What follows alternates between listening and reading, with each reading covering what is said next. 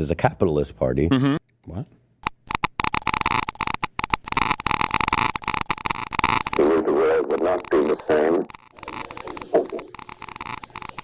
A few people laughed. A few people cried. Most people were silent. I remembered the line from the Hindu scripture, the Bhagavad Gita. This video right here of Oppenheimer talking is better than the entire dog Oppenheimer movie, by the way. Vishnu takes on his multi-armed form and says, "Now I am become death, the destroyer of worlds." Also, when they included that quote in the movie, oh my god, you guys were all clapping because it was like, oh my god, boobs and Reddit quotes at the same time. God, that was so cringe. Oh my god, I cringed so hard. I had to see the movie twice because I left the movie theater for 30 minutes after this scene. Oh my god, it was so cringe. Now I am become death, the destroyer of worlds. We think the Houthi is doing what fucking bloodthirsty, violent pig dogs. Why am I held accountable? God forbid you throw up the fucking green Hamas banner. Happy birthday. Wait, was that intentional or was that my audio? God forbid you throw up the fucking green Hamas banner. Happy birthday to you. All together. Happy birthday from Twitch, Hasan. Happy birthday. Happy birthday.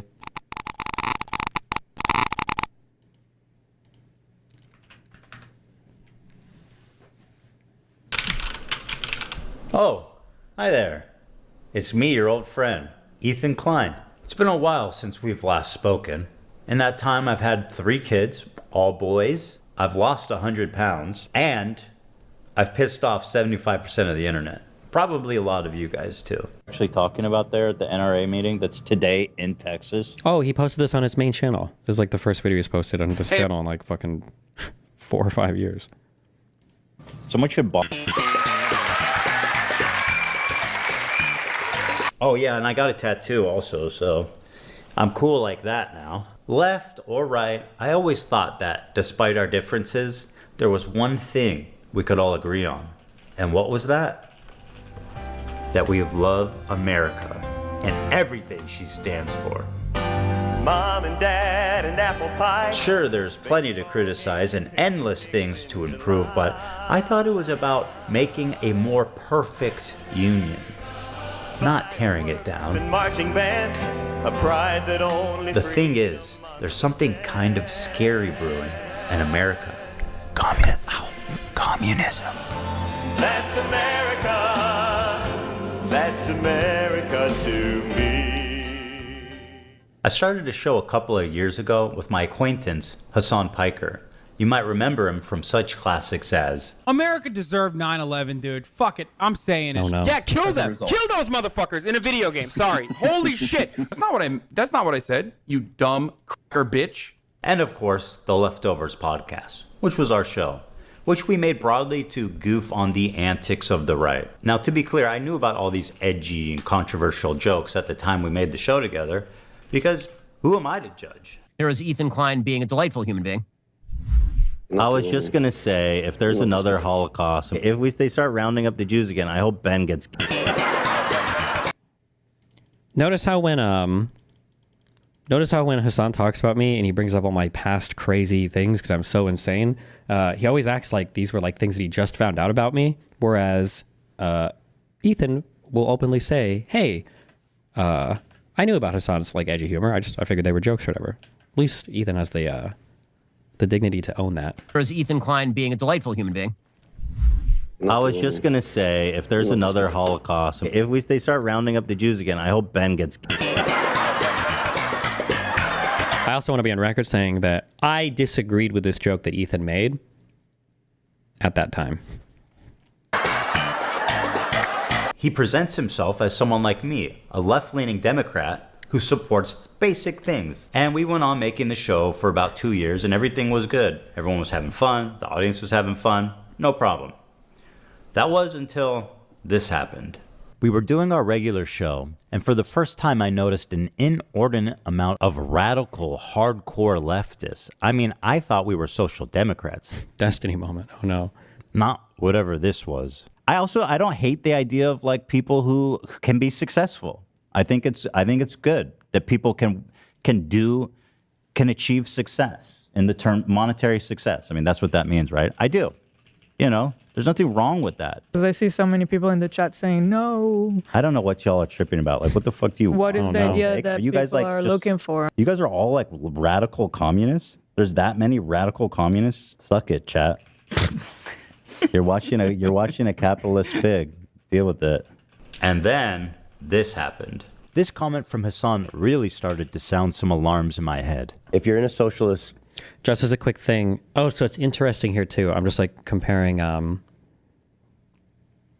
I view people, I guess how they view their fan bases. Is that if I say something, I'm very aware of like where my fan base is, and if my fan base is like severely off from what I think or feel, it like sounds alarms for me. So he's having this moment now where he's like, wait a second, are you guys fucking communist, socialists? The fuck? This is why I get so irritated when lay epic centrists like your, shoe and mouth or whatever are saying shit like, oh, like no, we're centrist here. We throw pie at both sides, haha. Meanwhile, audience 65% Trump supporters, 34% RFK and Tulsi Gabbard supporters, 1% wish Obama could run again. Comment from Hasan really started to sound some alarms in my head. If you're in a socialist country with multiple parties, and one of the parties is a capitalist party, which would surely exist. Yeah. What would you do if that party started gaining momentum? The solution to that would always be education. And I will never, to this day, I don't know. I don't think Hasan is stupid. I didn't think he was radical, but now I do think he's more radical. But I also don't know what his mission is sometimes, because he's supposed to be like a propagandist. So he's supposed to market this for the average person. There were so many better ways for him to either dodge this question, answer this question, or lie. I don't know why he owned the re-education camp characterization of his position. I haven't thought about this, and I'm sure there are better answers, but I guess like spinning off the top of my head, right? If somebody were to ask you, what would you do about capitalists coming up in a socialist society? You would say, well, part of the reason why we have socialism is because we believe that too much centralization of power to capital owners is something that corrodes and destroys the trust of society. The same way that we wouldn't want a society right now democratically where one man owns the military, you wouldn't want a society where one capital owner owns a lot of the means of production because it gives them disproportionate power. So if people started to become capitalists or wanted to be capitalists, I mean, like we would have to hope that our education systems do the best to illustrate why these aren't good things, but like it would just be a value that wouldn't be accepted in our society because we think they'd be corrosive, right? Like at least an answer like that, rather than, but re-education camps, homie, that's like the worst possible answer to give to a normie audience. Why would you give this to a normie audience? The party started gaining momentum. the solution to that would always be education and offering more re-education. Re-education, certainly, yeah. There should be an enforcement mechanism, and in that enforcement mechanism, I think like rehabilitation, which would include re-education as well. If putting capitalists in re-education camps isn't disturbing enough, I started to notice that Hasan was carrying a lot of water for communist states' war crimes and genocides. What do you call Crimea? I call it a part of Russian territory. Yikes. Also, that's true too. Ethan is like your best person here to do propaganda with, because Ethan is like a friend and he's not trying to like own you here. It was so funny how much Hasan fucked up so many of these answers when Ethan, your friend here, is doing his best to like make you seem like a reasonable, palatable guy, and you're still fucking it up. Because you can't think on the fly, probably. That's one thing. I wonder if there's like a type of intelligence where you remember slogans, like with the cultural like lexicon or whatever. You remember the slogans and the words that you're supposed to say, but you can't actually create new thoughts or ideas on the fly. You have to have somebody else give the slogan to you. Maybe that's what Hasan's issue is he can't generate dynamic answers to fit the audience. But like this is such a layup here for him. Oh my God. War crimes and genocides. What do you call Crimea? I call it a part of Russian territory, bitch. That's what I call Crimea. I call it Crimea River, a Russian river. The annexation of Crimea is absolutely a justifiable annexation. Tibet was literally a fucking feudal slave mandate, autonomous zone. Like, why do you have to carry water for imperialism, for China here. Why not just say, like, yeah, I mean, like, what happened to Tibet, you know, was tragic. They're probably better off now, but I mean, like, we should never excuse that type of, like, that's it. Nobody here cares. Or, like, is he losing leftist cred? Do you care about these random small leftist channels that aren't going to be used? Like, you already probably don't have cred with the crazy Marxists or the crazy far leftists. So why, like, is this just an insane take? China did them a favor. That was one, I mean, in America, when I say something like this, people get very upset. You know, we talk about the Dalai Lama saying, suck my tongue or whatever, but like, that's not far from the norm in fucking normal Tibetan existence before the Communist Party came in and took over. Remember, this is the exact same arguments that neo-Nazis or white supremacists or just racists in general will make about the American black person, right? These guys were fucking roaming the fields of Africa, and we brought them to this country and we gave them culture. Like, you're better off now for being, you know, domesticated from your savage African root. Like, this is the exact same arguments. It's just wild that he can make these. These are like one-to-one parallel arguments, and he'll make these without like a hint of self-awareness. The fuck? Or natives. Yeah, people say the same thing about Native Americans as well. Unilaterally took over Tibet, like, these are their culture. They basically are trying to, you know, homogenize the culture. If your culture, they're trying to spoil the religion and the identity. The part of feudal warlords and slavery, abolishing that, yes, I do think that is good. No, China did them a favor. This is a good way to describe Taiwan as well. The American federal government going into the fucking South and killing, unfortunately not all of them, but a decent amount of slavers and defenders of slavery. Like, that was because it was part of our country, bro. What are you talking? What is that? I don't even remember this part. Did we watch this far in? I don't even remember that part of the comparison. Wait, what the fuck? This is... Yes, comrade. Tibet was always a part of... What? Not all of them, but a decent amount of slavers and defenders of slavery. This is violent retribution from a powerful federal government Tibet was a separatist. that squashed, okay? Tibet is the South in the Civil War? Yes. And most disturbingly, a complete whitewashing of the Chinese genocide against their Muslim minority group, the Uyghurs. Really? Don't they have Uyghur death camps? Is that? It's not a death camp. They were re-education camps, and they are no. Like, pro tip, I guess, because I say everybody sucks at propaganda, but you guys are doing good for yourselves. So who the fuck am I to say? I guess. I don't know why you would ever use that term, re-education camp. Just don't use it. Why? Just re-education just has such a horrible connotation. Why would you ever use that term? Just don't. Just avoid it. Well, actually, no. Actually, I can be critical here because Hasan should have never lost this show. This was his fuck up. He shouldn't have lost this show. No longer in operation. Is that according true? to the Associated Press? Okay. I saw this crazy documentary, and I don't know. I don't know. I don't know the surrounding narrative or anything about it, but it was about there was doctors in the area. They would be able to procure organs. No, no. I'm telling you, they were in China with that one is like Shen Yun. They're like, Falun we can Gong. get you an organ from a Uyghur. But why is that? Is that really that crazy? The Associated Press quietly fucking wrote an article that didn't get a lot of coverage in mainstream media about how, like, okay, well, you know, all the concentration camps have been closed now. Like, all the re-education camps are closed now in fucking Xinjiang, and it's like very different vibes in Xinjiang. And now, you know, it's the tourism hour. Let's see what the Associated Press actually had to say about this. These are all AP articles from the last 2 years. Wait, somebody linked this as the article that he was referencing. Terror and tourism. Xinjiang eases its grip, but fear remains. Bro, this is a long-ass article. I ain't got time for this bullshit. We're watching YouTube videos. Why would we read? UK independent body reports China committed genocide in Xinjiang. China sanctioned a U.S. research firm and 2 individuals over a report about the human rights violations in Xinjiang. It's the tourism hour. To China's fury, UN accuses Beijing of Uyghur rights abuses. Tourism hour. Uyghur County in China has the highest prison rate in the world. 1 in 25 people is in a Chinese prison. It's the tourism hour. 48 Uyghurs detained in Thailand for almost 11 years are on hunger strike to protest their imminent deportation to China. Oof. One of the spooky things that I heard, I think this was over Uyghurs, right? Is that Did this have to do with TikTok, where China was requesting data from, was it TikTok, to see where Uyghurs had traveled to in other countries? Am I making that up? I think I have parts of that story correct. I don't know if it was about Uyghurs or it was about another ethnic minority, but that was super spooky. Can somebody find, I should have this story. China, social media, app, data, imprison, fly, other countries, family, target. This was it was before, like,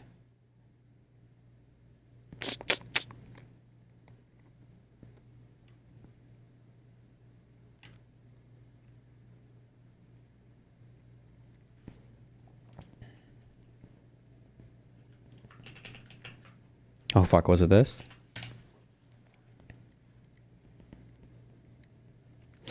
At Destiny, this is one of Ethan's weaker points because there were no death camps. There were and maybe still are concentration / education, which is what Hasan fought against. It was a cultural genocide, but not death camps. Yeah, sure, but I mean, like, Ethan doesn't know. He's like just a layman asking, and Hasan is like denying everything. The phone search program tramples Uyghur rights. Police in the Xinjiang region of China rely on a mass list of 50,000 multimedia files they deem violent and terrorist. Human Rights Watch metadata. Let me search this one. I thought they were finding things from other countries where they were tracking people's phones or they were requesting data from it. I would have to find it. I thought it was for people that had traveled abroad. That's why it was so spooky and weird. But I don't know. We'll say that's a suspect claim until I find evidence of that.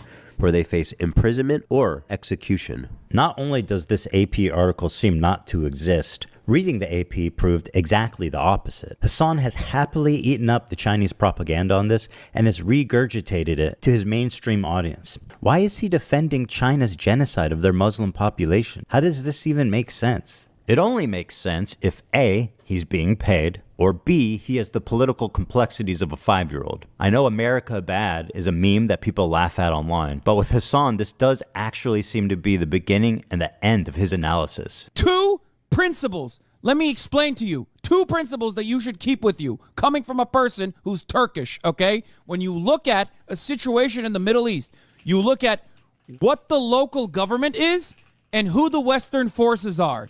Never align with the Western forces. Jesus. So when I look at other That's so countries, unhinged. I look at the regional actor, whoever the regional power player is, and then I look at who is backed by the Western superpowers. That's a principle that you could take home with you. If you want to actually be moral or if you want to be smart about the way you analyze other countries, that's one basic principle that you can take home with you. All of a sudden, magically, you are above on your foreign policy analysis. You're going to be better off than 90% of people that look at the situation. After seeing all of this, I was already getting uncomfortable with our partnership. I started to wonder if I had any idea who this guy actually is. And then, this happened. We have breaking news out of Israel this morning where Hamas has launched a surprise attack within Israel's borders overnight. After the shock of October 7th, I noticed a huge increase of anti-Semitic comments from Hasan's stream and Discord, including from his head mod. I was disturbed that Hasan was seemingly okay with this. Can you, do you care that your chat is calling me racist? Do you make any attempt to modify? I have not looked at my chat. Moderate that at all? I have not looked at my chat at all, but you I have just to opened it, but don't you have moderators? Do you care at all? This comment, I remember watching this whole stream. This is, I think, when I actually started to actually fucking hate Hasan as a person. Okay, listen, I'm used to everybody mistreating me, okay? I'm used to it. I don't give a fuck. But, like, I feel like my demeanor is aggressive enough that I understand it, but Ethan is such a, he's like, I feel like Ethan is such a friendly, I don't know, he just doesn't come off as like deserving of this. And genuinely, like, Ethan has had to carry so much conflict because his wife is Israeli. I don't remember if Ethan has Israeli citizenship or just spent years there. Obviously, you know, he's Jewish. You've got the October 7th shit. He's incredibly critical of the country of Israel. And he's been incredibly critical the entire time. He just doesn't like the idea that maybe, you know, they shouldn't be terrorist attacking everybody. And because he has that position, Hasan's entire audience of 18 to 22-year-old incredibly wealthy white Zoomers, basically it's just open season on Ethan. And when Ethan tries to complain in the softest manner about this is when Leftovers died, by the way. It was absolutely this. Hasan shows no sympathy whatsoever. No sympathy, no grace, no assistance, no understanding, no care. It was just constantly piling on him, basically saying, like, you know, I don't know why all these people are being racist and hateful and bigoted. It's like, bro, you brought it on yourself, Hasan says. That's unhinged. I have not looked at my chat at all, but you have I just opened it, but don't you have moderators? Do you care at all about what your audience says about me? There's 32,000 people in here right now. I'm just trying to tell you guys how it feels. And I'm fucking shocked that you don't care that people in your chat are saying, who the fuck is this child? Cold, arrogant, Ethan, fuck. I love you, but there's only so much I can do. How can you be surprised? He doesn't do anything. Why would Hasan do that? Is there any explanation? I wish that like 20 years in the future, all the streamers could get together and we could ask each other questions. I super want to know. I don't know why Hasan wouldn't just do something here to ease like the worrying of his friend. Like I feel like Hasan wouldn't lose anything with his far left people. He says he's a propagandist. He says he tries to appeal to normies. I don't know why he wouldn't do something here to I don't know why he wouldn't do something here to smooth this over. I don't know why he would give up this whole podcast. I just don't know. I have no idea.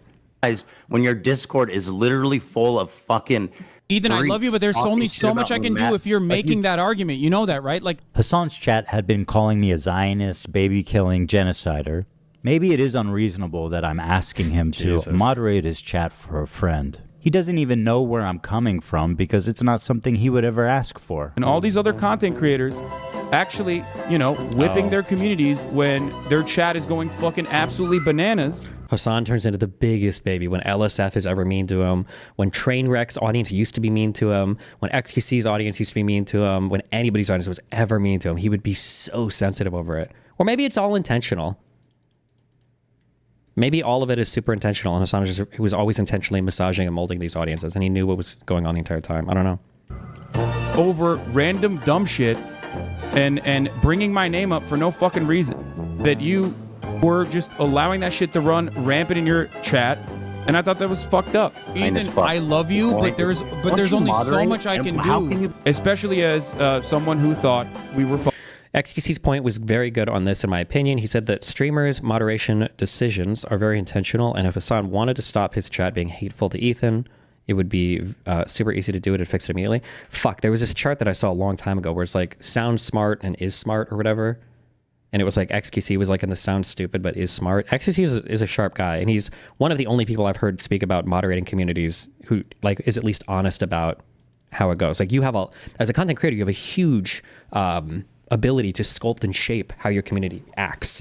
And anytime any like content creator will tell you this shit about like, oh, I can't do anything, blah, blah, blah. Like a content creator can't stop everything. You can always have like an unhinged fan or two. That's always a thing. But if your chat is like wall to wall, like fuck these people, fuck these, like that's behavior that's coming from the top down. And if you're not like taking steps to do anything about it, you're not addressing it at all. You're basically co-signing it.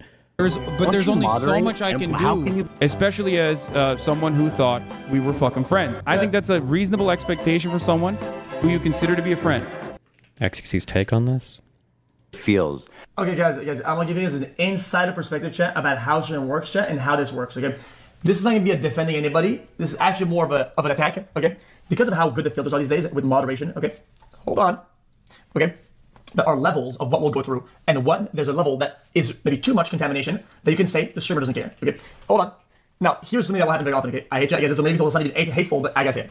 Watch a video. Trans person is on the page, right? Boom. Now you're gonna get the most hateful and will say something weird words that aren't being auto-modded, right? Because a lot of it is being auto-modded because of certain words, right? Some words that aren't moderated, right? Okay, I'll give an example because I've seen it before. I'm not gonna say it. But regardless. Right? Now, those will go through the auto-mod because auto-mod doesn't know, right? Like if that word is being used in that way. Then mod will put a filter on that. Okay. Then it will use a certain thing, certain emote. Then mod will put that on a filter. But at one point, there comes a point, right? At all these layers, there's still going to be a little bit of hate left because of some ambiguous use of emote. Like we don't know what they're saying. They're saying see, exactly like this. Like Monka laugh. Do they mean everything banned? I don't want to get banned. Does it mean like Monka laugh? If I say what I want, it's going to be hateful. It's kind of hard to now. It's a little bit ambiguous and we can't really ban everybody, right? But we're still doing a pretty good job, right? If we don't get to that point in moderation, it's because we don't give a fuck. Usually moderate like this. If something isn't being moderated, we don't, like let's say it's a topic like fat shaming, right? Yeah, well, then people say, dude, fuck all this stupid ass big burgers. Okay, well, hold on, this will probably get. But if people say fat lol, probably not, because we don't care enough to moderate some comment that will apply to a lot of other groups, like is what it is. Fat lol. It's not the end of the world. Okay. Yeah, like every time a streamer is confronted, this happens with every content creator, every streamer, every YouTuber. You know, people are like, hey, your chat has been spamming a ton of like really, you know, really hateful shit. And like every YouTuber's like, wait, what? My chat? What? They're making fun of who? They're what phobic? I had no idea. I'm just now hearing about this. I had no idea. It's like, bro, come on. Really? Hold on. Soylent time. Soy the fuck up.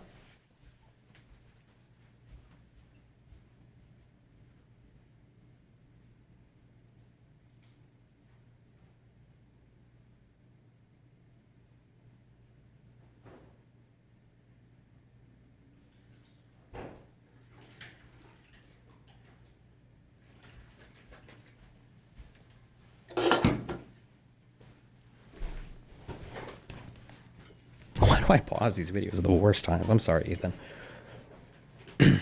The problem wasn't that he was pro-Palestinian, because I share a lot of those views, and I've been a stalwart supporter of the Palestinian cause for many years. The problem with Hasan's coverage, and a lot of people like him, was their complete lack of empathy for the Jewish people who were frankly slaughtered by Hamas. He refused to show even a crumb of empathy for the Jewish victims. But listen to what this guy has to say. And as you might have seen, there was some sort of rave or desert party where they were having a great time until the resistance came in electrified hang gliders and took at least several dozen hipsters.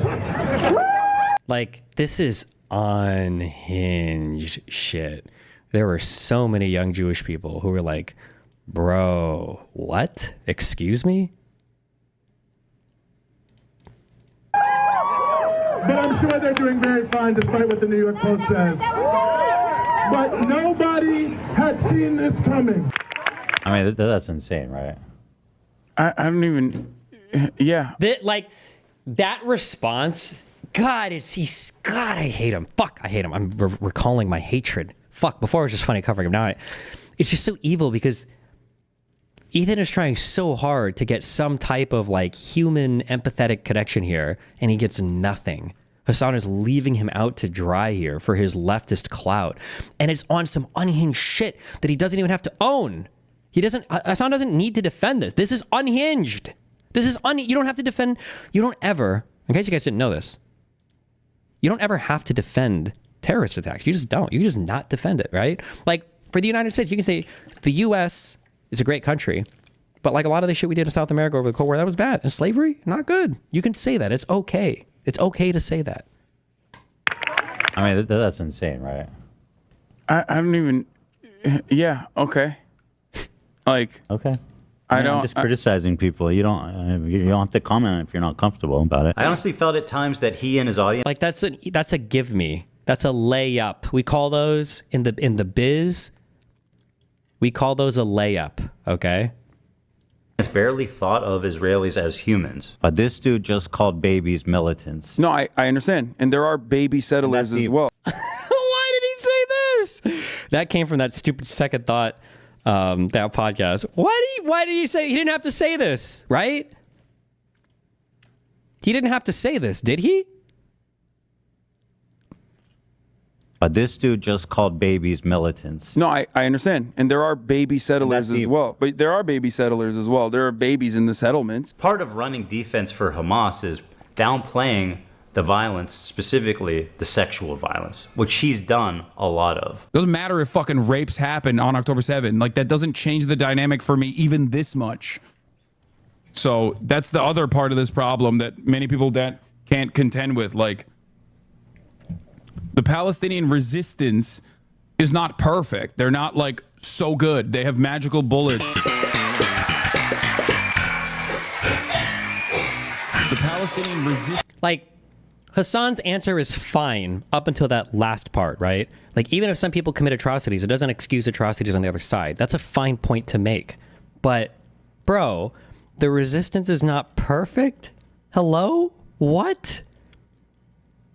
Resisting with rape? Is not perfect. They're not like so good. They have magical bullets. Is not perfect. Of course, if you compare the raw numbers, Gazans have lost a lot more than Israelis. 40,000 people have died, and neighborhoods have been completely flattened during this war. And while we should keep their plight at the top of our minds at all time, it also doesn't mean that we should disregard the lives of the Jewish people who are also affected by this, even if their suffering on the whole is not as great. Some of you may know that I'm an Israeli dual citizen. My wife is Israeli, my kids are half Israeli, and my entire in-law is Israeli. I lived there for 5 years, and I grew a closeness with the country and its people. One of the biggest issues between me, Hasan, and his community was that I am in favor of a two-state solution while they are in favor of a one-state solution. Their theory is that after the October 7th attack, Israel should just dissolve its borders and let Hamas enter Israel unrestrained. Borders. What do you think Israel should have done in response to October 7th? Instead of indiscriminately bombing Gaza, I think the first thing to do in that situation would be to dismantle the government in the way that it existed, like get Netanyahu out of power. Okay. So you're saying Israel in 85%. response... Hold on, dude. You're saying in response to this terrorist attack, Israel should have dismantled their own government. The first set of actions would be to democratically like toppling Saddam Hussein, no good. Okay. The Houthis? No. What about Assad? No. Okay, what about like Iran? No. Netanyahu? Yes. Whatever we can do to dismantle that government absolutely needs to happen. To be like, okay, well, I feel like given all of the regimes that exist in this region, it's kind of weird that the one that you really want dismantled, that's okay. Take Netanyahu out of power, yes. The problem is that Israel's been at war with its neighbors for 70 plus years, and it makes a lot of sense that there be some distrust there. Is it really insane to think that Jews, as an ethnic minority in Israel, would not be safe? After all, Israel is a country of refugees. If the Jews didn't come from Europe after the Holocaust, they came from the surrounding Arab countries that expelled them in massive amounts following the 1948 war. In fact, there was more Jews displaced than Palestinians during the Nakba. 1 million Jews. I would be really careful on that historical comparison. There was a lot of flight from Jewish people living in the surrounding states after the war in 48, and then after the war in 67, and again, I think in 73, whoever was left. But there were push and pull factors for there. The Jews weren't necessarily expelled from all those countries. They were like, they saw shit was getting weird. Some of them were getting pogromed a little bit, and they were like, Israel's just way better, like, get me the fuck out. And a lot of them left their shit behind and then went to Israel. I would say like he's largely right, but I would be careful in the comparison. Like these were push and pull factors, with some being pulled to Israel and some being pushed to Israel. This is being nitpicky as fuck here. All of these surrounding Arab countries had vibrant Jewish communities in huge number, hundreds of thousands. Now, if you look at them, you're looking at close to, if not literally, 0 Jews left in these countries. This is true, except for in some Arab states, I think in Northern Africa. Like I think Morocco has like a few thousand Jews, and Tunisia might have a few thousand Jews, I think. Just to give you an idea, here's a visual representation of the Jewish refugees after 1948. Morocco had 265,000 Jews. Now it has 2,000. Algeria had 140,000. Now it has about 50. Iraq had 150,000 Jews. Now 10. And I want to give a special shout out to my boy over in Afghanistan, one known Jew. We know him. We love him. He's the one Afghan Jew. They were forced to leave their homes, I think he's gone now, isn't he? Lives, their property, and migrate to the only place in the world that would accept them, which was Israel. The irony of this whole situation is that after the 1948 war, when Israel won the war to declare its independence, the Arab countries got super anti-Semitic against their own Jewish citizenry that had nothing to do with Israel. And as a result, they kicked them all out, 1 million plus of them, and forced them to go the one place they hated the most, Israel. And now those same people that forced them out of their homes are telling them they don't belong there. Wow, get Stanfield, thanks for the $50. So if the Jews of Israel are surrounded by Islamic militant terrorist groups that have stated their goal is to annihilate Israel as a Jewish state, and considering the historical context of Jews being pogromed from Arab countries, is it really that crazy for them to not feel safe as an ethnic minority, even a... Can I say one thing that really damages Ethan's credibility, I think, in a lot of this, especially when he's talking about historical stuff, especially as a guy who is Jewish and is Israeli, is who the fuck plays on these curved fucking monitors? This shit is an abomination. I've seen them before. I will never accept these. Some people are like, oh, it's good. It's actually good. I like it. Bullshit. This is weird and it's not natural. It's not normal. I don't think this is okay ever. Okay? Buy some fucking VR goggles or set up 2 monitors like a normal fucking human being. This is weird. Fuck this weird shit. A little bit. And that's pretty much the entirety of our disagreement. Despite what you've read on TikTok and Twitter, I've donated $6,500 to a Palestinian charity after the war started. Hey, Ethan Klein, thank you for the dono. Ethan Klein gave $6,500. My goat. Thank you, Ethan. Condemned Netanyahu as a war criminal. They're led by Netanyahu, who should resign in disgrace and go to prison for being a war criminal. Called the West Bank settlements an abomination. Settlers in the West Bank are religious zealots, they're monsters, they're genocidal. I've even said the West Bank settlers are valid military targets. When you talk about like colonial settlers and stuff, like that's what's actually happening in the West Bank right now. And these people are more or less valid military targets, in my opinion. My only crime is wanting a 2-state solution instead of one, and thinking it's not okay to kill Israeli civilians. What are these Frogan? Oh my God, wait, what? State solution. Bro, BFFR. Yeah, Ethan is right. We're dealing with Arabs here. He is so Islamophobic, Lamel. He is actually racist, Lamel. Lamel, the Arabs are so scary. Like, from the whitest woman ever, by the way. Okay. Instead of one, and thinking it's not okay to kill Israeli civilians.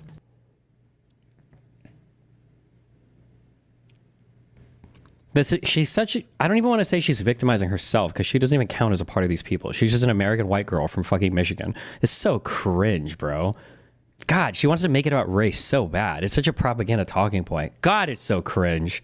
That's it. That's why they're calling me a Nazi Zionist. And because of Hasan and others spreading this malicious lie about my beliefs, I'm even getting harassed on the street. So how come you don't like Palestine? I like Palestine. No, you don't. Why do you say that? Because, bro, you're... wasn't she in the IDF? Yeah. Oh, damn, that's crazy. Mandatory service. That's She's born sad. there. That's terrorism, bro. She was born there. That's sad. I feel bad for you guys. Ethan Klein, bro, you're ugly as fuck, bro. You're ugly as shit. You look like a rapist, Bro, man. look in the fucking... You look like a fucking rapist, Ethan. Feel bad for you guys. Ethan Klein, bro, you're ugly as fuck, bro. You're ugly as shit. You look like a rapist, bro. I'm tired of all these coward Americans in the South trying to act like they're so tough. Oh, I'm American. Oh, you don't even run your own country. You don't run your own country, bro. You don't run your own country. A foreign country named Israel runs your country. Oh my God, bro, I love you, Hasan. Can I give you a hug, bro? I'm so sweaty, bro. I love you, bro. Oh, and are they called, is it Kafea? These fucking, oh my God. Bro, I'm so sweaty. I love you, bro. I have to interview you. You're like you're my hero, bro. I love you, bro. Bro, you're the coolest guy in the world, bro. Hold on, I think I look gay in that one. Hold on. Okay, 3, 2, 1. Hold on, I think I look gay in that one. Hold on. Okay. It's a funny thing about me. I don't like terrorism, and I don't like terrorists. If they're Jews, Christians, Muslims, they're all bad. What is terrorism? Denim's proven wrong live in 4K. Can I just say that, like, I don't know if this is what you would call this social mediaization, or maybe I'm just biased because we used to be friends like 6 years ago.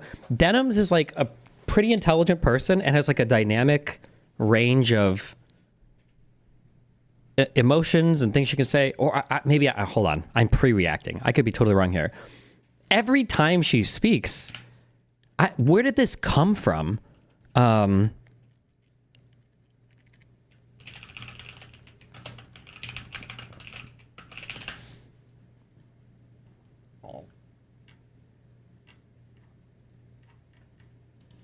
Hold on.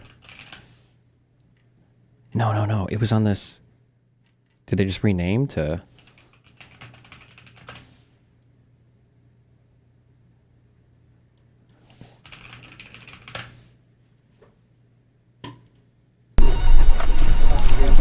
She talks like this person.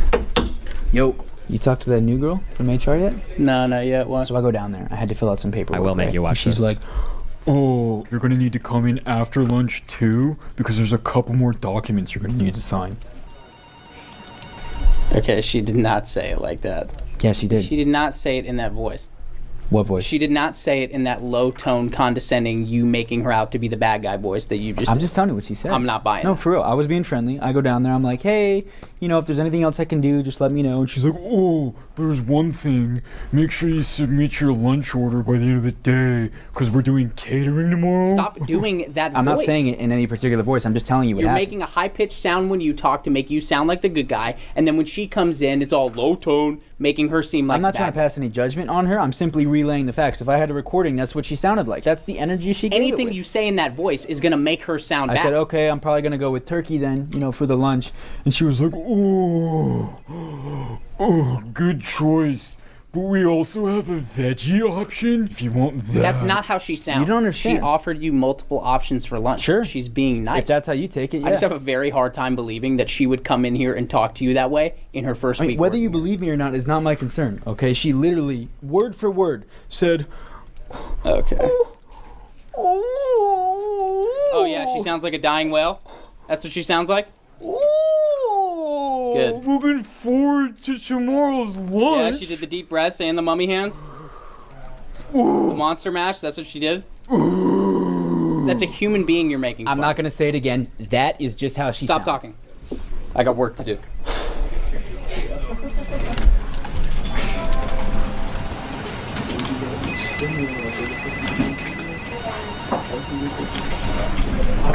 Oh, this must be Courtney. Yeah, hi.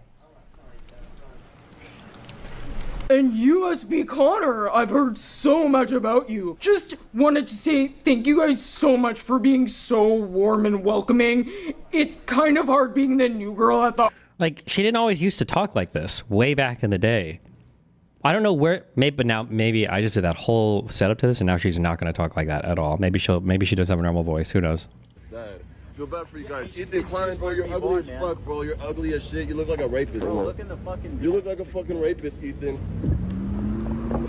Feel bad for you. Okay, can I just say really quickly, it's very obvious from the way that guy's talking he's a Sneeko fan.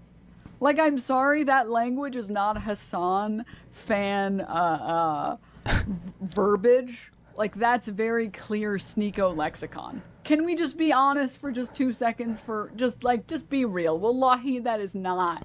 Wow, God, no! Wallahi, why? No! Oh my God, what are they, why? No!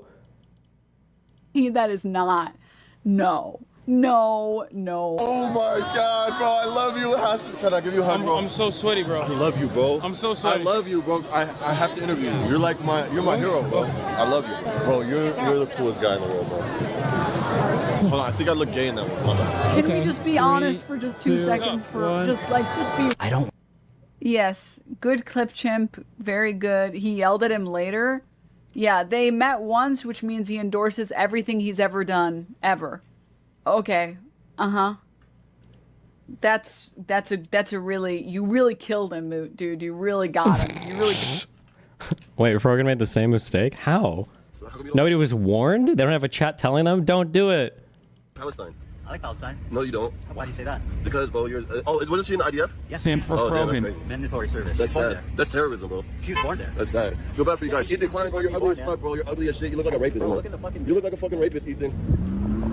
Feel bad for you guys. Ethan Klein, bro, you're ugly as fuck, bro. You're ugly as shit. You look like a rapist. Yeah, bro. there's literally a Sneeko fan. The fuck?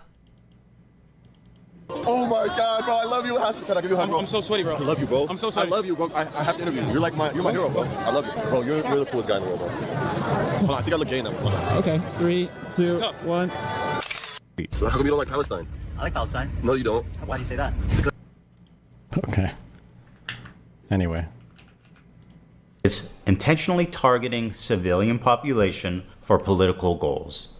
I don't like it. None civilians, they're all bad. What is terrorism? It's intentionally targeting civilian population for political goals. I don't like it. None of it. And over time, I started to learn that my co-host, he really likes terrorists. They do musicals. They're very musical people. Are you being serious? I hate God, dude. This is just God in so many different ways. It's such a disgusting fucking like. Look at these people. Now you'd imagine Nick, okay, my Black American friend. You'd imagine that all these people do all day is tend to their camels, but in actuality, they make their own music. Did you know that they have their own music that they can play on their own instruments and they dance? It's great. Like it's such a patronizing white Western perspective on like, bro, I went to the country of Africa and they had a bathroom there with a real toilet. It was crazy, bro. And they weren't even hunting with spears. Like these people, it's insane. I saw McDonald's. It was crazy, bro. Like, oh my God. And that's not even the most offensive part of this whole fucking indoctrination thing that you try to do with Nick here. God, oh God, it's so cringe. He likes terrorists. They do musicals. They're very musical people. Are you being serious? Dog, what do you look? You think I made this? This isn't music. I know they're singing, but I'm seeing just guns and shit. This isn't a music video, Hasan. Taking over these ships, they started targeting the ships. People on this helicopter right now? Yes. They're streaming this? Yeah. They're flexing. What? And like this is just a terrorist hijacking of a civilian boat. They're coming in hot with guns. Yeah, but you have to understand, this is a deterrence. We think... Like, yes, that's true. Terrorism is a type of deterrence. Also, I don't know if Ethan addresses it here. Hasan constantly uses this lie that they only did this to Israeli ships or ships headed to Israel. That's just not true. He just totally fucking made that up. That was a completely invented, fabricated thing. Like... The Houthis, Ansar Allah, is doing what Luffy would do. You should tell him that. Hezbollah is a paramilitary organization. Do we like them or no? I don't have an issue with them, let's just say. But they are a terrorist organization. Like they're designated. They are designated by the American state as a terrorist organization. I do not like them then. Well, he is regarded as a pretty brilliant a person in terms of like everything that he's done. Then I saw clips like Bozo, this by the where way. Hasan is explaining how he's hiding his power level to funnel in normies into radicalization. I think that in the short term, in order to combat against that, you have to advocate for a much lighter form of propaganda. These people have made insane statements. So if you don't know who these people are, I think this is supposed to be Hasan on the right. This guy is supposedly, although I've heard some people say he's not, he's a doctor from Iraq who is a radical, like Marxist, anti-American guy. I mean that in the actual sense, not like in the Jordan Peterson sense. Like he's for civil rights. The right one is Ugopnik. Okay, I don't know. Maybe Hasan's just on a voice call here. And then this guy on the left is supposed to be Second Thought, who is also a radical far leftist who makes propaganda content for YouTube. Who I think he has another channel now that he does propaganda, but it's exclusively just anti-American, unfactual. This is the thing that I hate about most of these people. Most of what they say is just propaganda. It's not true. I'm sorry. Propaganda can be true, but they'll just blatantly lie about shit as well. It's so gross. You want America in the way that I feel about it, and if you want America to get out of the way. What does not in the JP sense mean? As in he's like a Marxist, like kill all capitalist thing. JP, Jordan Peterson, when he says Marxist, he just means you're like pro affirmative action or something stupid. I don't know what's left of that guy's brain. For a much lighter form of propaganda. You want America in the way that I feel about it, and if you want America to get out of the way for places with more revolutionary potential to do what they would normally do, I think that, you know, one thing you have to do is advocate for a lighter form while simultaneously still doing agitated propaganda that goes beyond social democratic ideas. This is just an insane like admission. I don't know why Hasan would, again, I don't know why he would ever say this. Ever. Wait, a second thought, the Marxist dude who had the luxury car YouTube channel? Yes. I just wanted to like put emphasis on the exact point point of the so-called radicalization funnel, where, for example, Hasan and JT catch them while they're young, as they say, and then they start looking into this new idea, etc., and then move forwards through the funnel, get more and more informed, get more and more radicalized. You do your part in the funnel for the cause, or whatever the fuck you want to call it. You're doing, in my modest opinion, a great thing for the cause. Now listen to... But I also don't understand, if this is his son's goal, I don't know why he lost his spot on leftovers. I don't know why he didn't just fucking chill. I'll never understand that. Somebody has to make a separate post or explain this to me. I don't know why Hasan was just so radical in front of Ethan, why he couldn't like dial it back a little. In my modest opinion, a great... Is this the Baby Militant podcast? Yes. Second Thought is the one, I think, who brought up the baby settlers idea, and then Hasan repeated it on that show. Yeah. Breaking. Trump has said, as of 9 minutes ago, if Canada retaliates to our 25% tariffs, we will double them. Okay. Great thing for the cause. Now listen to Hasan during our very first conversation lie to me about how he's a social democrat to hide his power level. We should move towards a Sweden-style economy or a Norway-style economy, which would be a social democracy. You have to advocate for a much lighter form of propaganda. With robust social safety nets. Called radicalization funnel, catch them while they're young, as they say.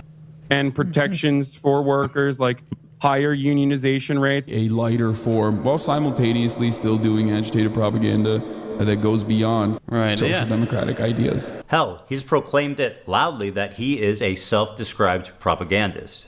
I'm a propagandist. Oh, on Pierre's for the record. I'm not calling I'm you a propagandist. I'm just saying, I'm going to play you. I'm saying I am. Okay, well then, I want to I'm saying I am. I just before want to put you even play it. A propagandist is much more than someone with a bias. It's someone who knowingly lies to further their political agenda. And then I had a terrifying vision. Had I been duped? Was Hasan presenting a Trojan horse to my community, where he was just a left-leaning Democrat like myself, and as he said in the previous video, was funneling them into radicalization and turning them against me? Liberals are some of the easiest to manipulate people on the... I don't know if Ethan will go into it. I guess we've got a lot of this video to go. But like, so many communities were turned against Ethan, and the infiltration is like really insane. Holy fuck. Fucking planet, dude. I learned how much he hates liberals. Dude, I hate liberals, dude. I hate them. I hate them so viciously. Did he secretly despise me this whole time? I'm sorry, dude. I hate liberals so much. Did this man sit next to me for... r/YouTube drama hates Ethan. r/YouTube drama is a far leftist subreddit. Yes, they're like super... That's like basically like BreadTube 2.0 on Reddit. Unironically, yeah. Wait, let me use a restroom real quick. 1 sec.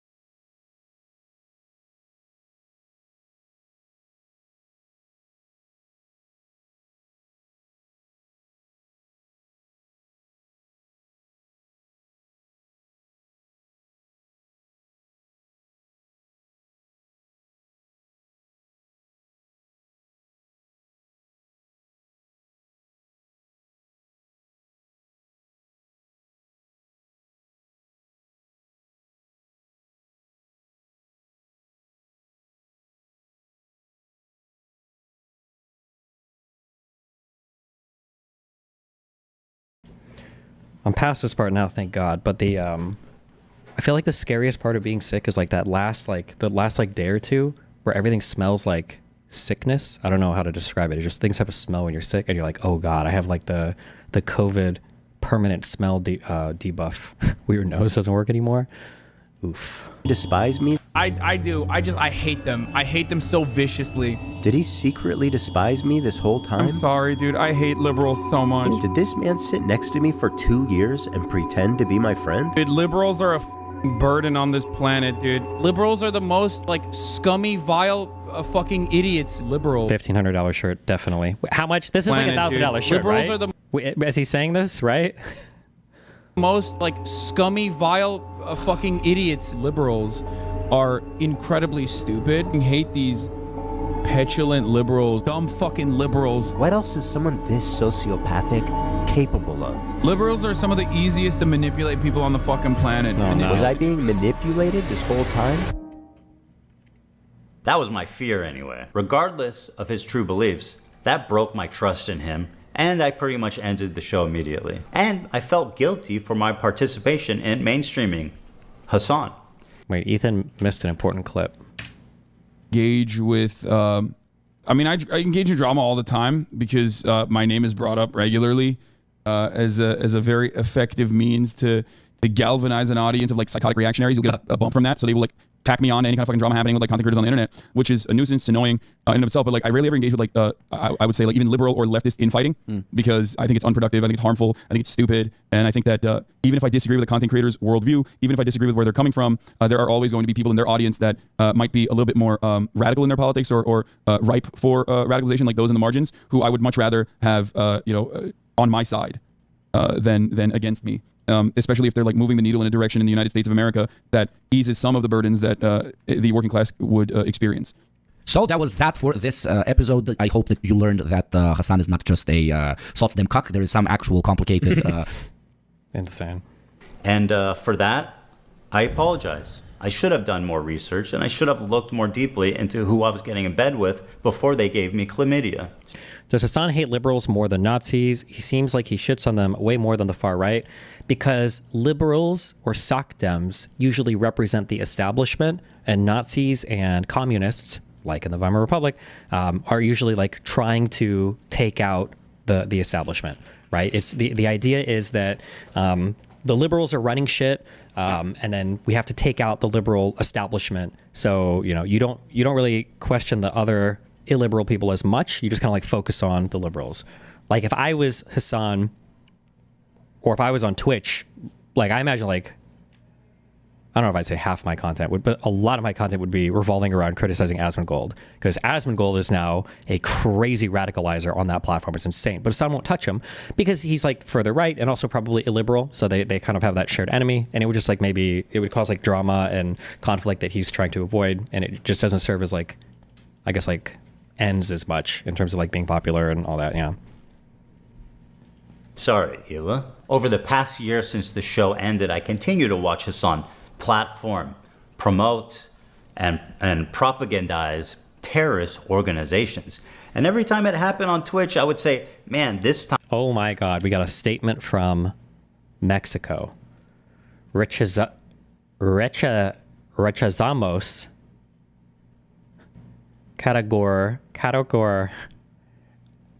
categóricamente la calumnia que hace la Casa Blanca al gobierno de México de tener alianzas con organizaciones criminales, así como cualquier intención injerencista en nuestro territorio. Wait, hold on. We got to roll our R's. Territorio. I can't do that. I can't roll my R's. That's all I got. There you go. Okay. Give me the translation. Wait.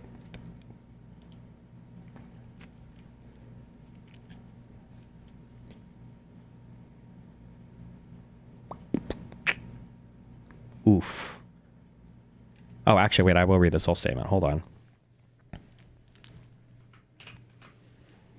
We categorically reject the White House's slander against the Mexican government of having alliances with criminal organizations, as well as any intention of intervention in our territory. If such an alliance exists anywhere, it is in the United States armories that sell high-powered weapons to these criminal groups, as demonstrated by the U.S. Department of Justice itself in January of this year. What's that a reference to?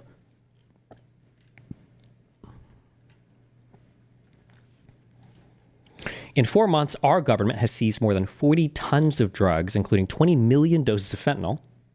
It has also arrested more than 10,000 people linked to these groups. If the United States government and its agencies wanted to address the serious consumption of fentanyl in their country, they could, for example, combat the sale of narcotics on the streets of their main cities, which they do not do, and the money laundering generated by this illegal activity that has done so much harm to their population. They could start a massive campaign to prevent the consumption of these drugs and take care of their young people, as we have done in Mexico. Drug consumption and distribution is in their country, and that is a public health problem they have not addressed. In addition, the synthetic opioid epidemic in the U.S. has its origins in the indiscriminate prescription of drugs of this type authorized by the Food and Drug Administration, as demonstrated by the lawsuit against a pharmaceutical company. Good one. Mexico does not want confrontation, blah, blah, blah. To this end, I propose to President Trump that we establish a working group with our best public interest problems.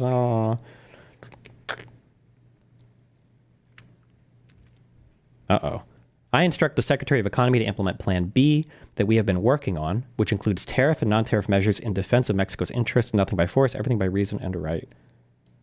What is Plan B?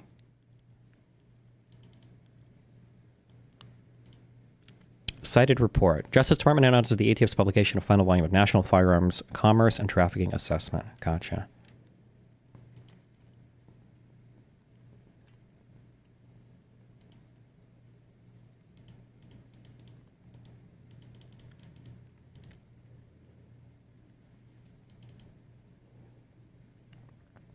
Well,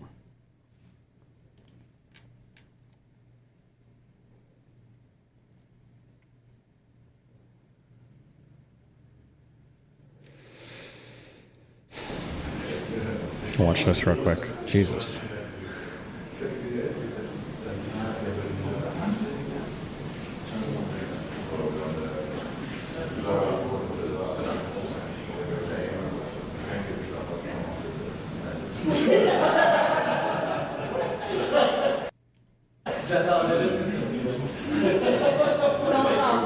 Quick VOD split. Gotcha, buddy.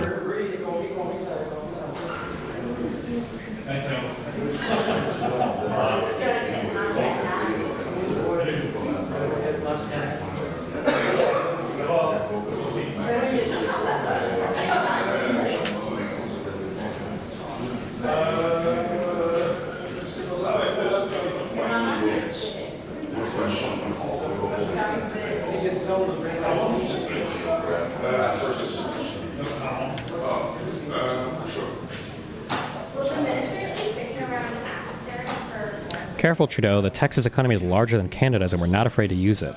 Excuse me. You're a state cuck. Governor, I don't think you have any say in international trade or anything, no?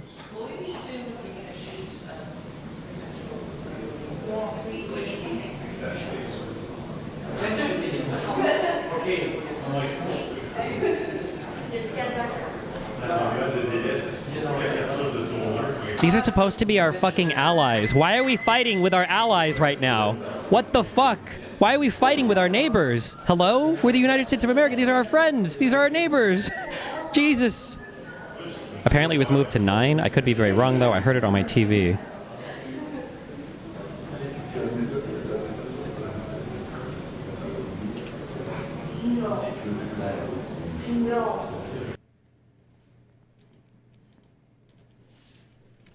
Economic, what do you call those the square charts that have all the little sectors of the economy broken out? Economy of Texas measured.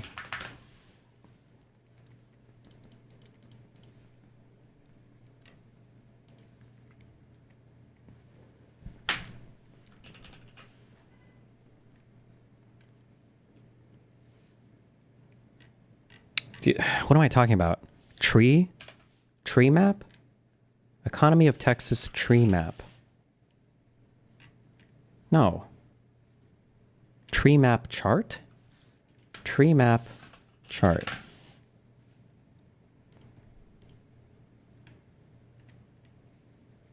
No. I'm thinking of the squares one. boxes. Tradle.net. Tradle, Texas. Nope, not here. Whoops, I fucked up, sorry.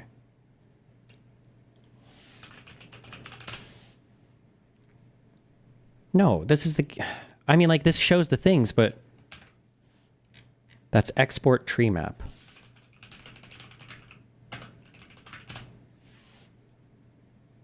Am I just fucking retarded?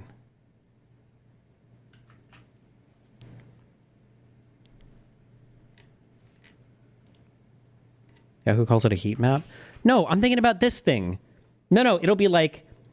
You see the stock market represented like this sometimes, right? It's like this industry, and then it'll be like...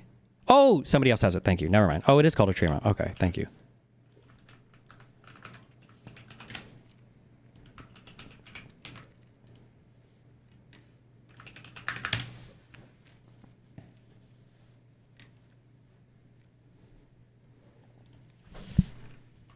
Texas economy or GDP tree map. I'm just curious to see, like, what do they make most of their money on? I guess their GDP and then their exports. Or I'm mainly curious about their GDP, I guess. This is all industry total. This is the same fucking thing that I clicked like a retard. Okay, whatever. I don't...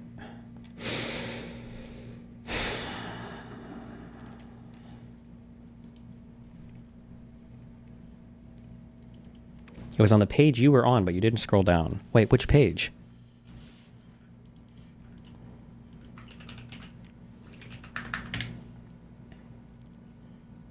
Oh, okay.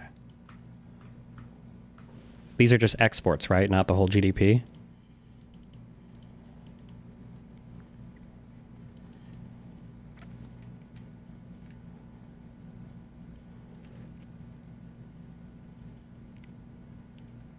USAID, Twitter, and the government website are shut down also. Oh boy. And then for GDP. It said Trudeau is coming in another 30 minutes? Okay.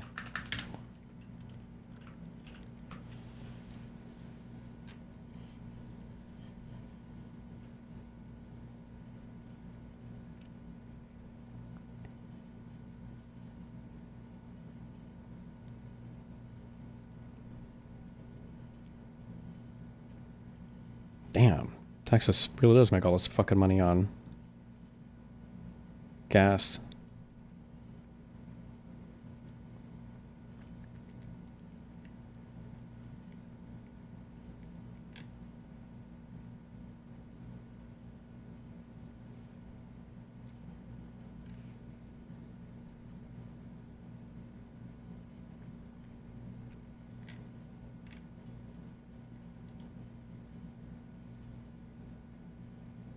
When you're looking at exports from a state level here, are these like international exports, or could these be things that the state is selling to other states?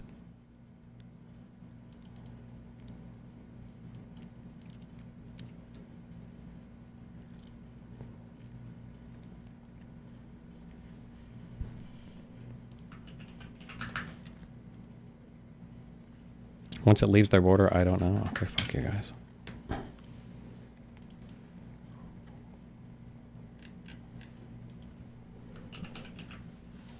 CDC websites deleted. Multiple CDC websites and datasets related to HIV, LGBTQ people, youth health. Also, we just say LGB now, I guess. If it's LGB and not LGBT, why not can we just call them the gays now? Can we just do gays? Because like lesbian and gay, you say gay for women, gay women or lesbians. And then bi is basically, half the people think bi people are gay anyway. So why not just say gay? Do we need like LGB? That just feels weird. Youth health behaviors and more have been removed after the agency was directed to comply with an executive order from President Trump by 5 p.m. deadline. Wildest is taking down even HIV pages. Damn.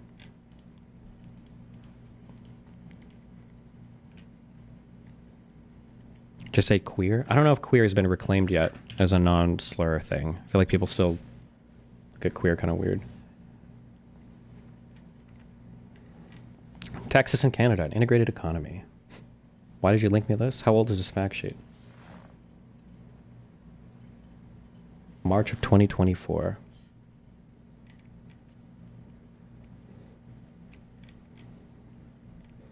Texas exports $36 billion and imports $37 billion from Canada. Damn. That's so wild. I can't believe... I just can't believe we're fighting with our friends, with our border partners. It's actually insane. It's unhinged, guys. It's not good. Oh.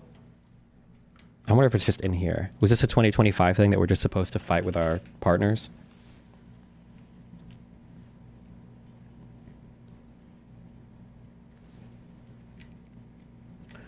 This is for DoD foreign military sales, minimize barriers to collaboration, decrease international traffic and arms regulations to facilitate trade with allies such as the UK, Canada, and Australia. Well, it's not this part we're doing. Jesus.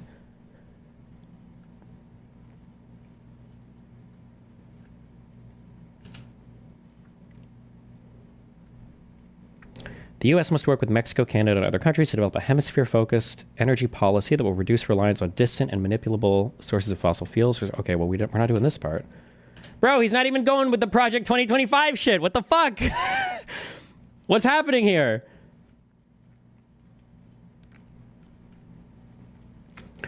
The U.S.-Mexico-Canada agreement contained the strongest and most far-reaching labor provisions of any free trade agreement, with protections and commitments to reduce labor abuses and raise wages. It also established new modes of enforcement.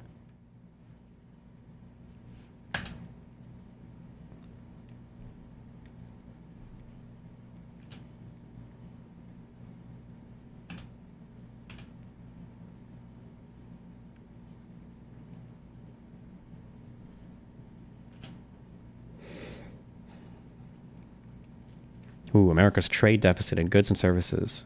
Oh, here Canada and Mexico are up there. Why is it? Bro, I hate my fucking country.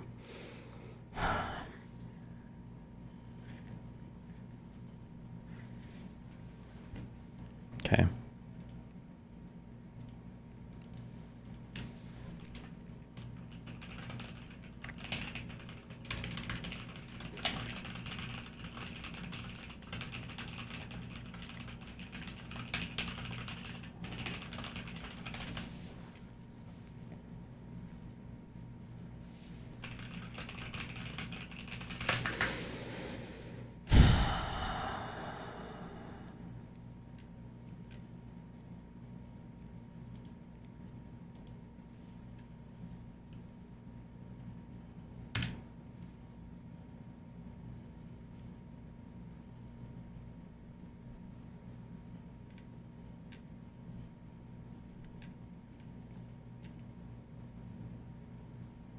Damn, what is this? Tariff relief. When people try something repeatedly and it still doesn't work, they should stop doing it, especially when the consequences turn out to be just what conservative economists have long predicted they would be. With tariffs, the proper reform is not only to get rid of the individual tariffs that have backfired, but also to build institutional safeguards against future abuse. We are 5 years into the biggest experiment with tariffs since the Great Depression, and the results are in. The new tariffs raise consumer prices for ordinary Americans by about $1,200 per household every year and benefit only a small number of special interests. Yes, this is what tariffs do. Even Project 2025 people realize this. Steel and Steel and aluminum tariffs enacted on national security grounds angered allies. Beijing made not a single substantive reform in response to 4 rounds of tariffs plus an attempted Phase 1 agreement.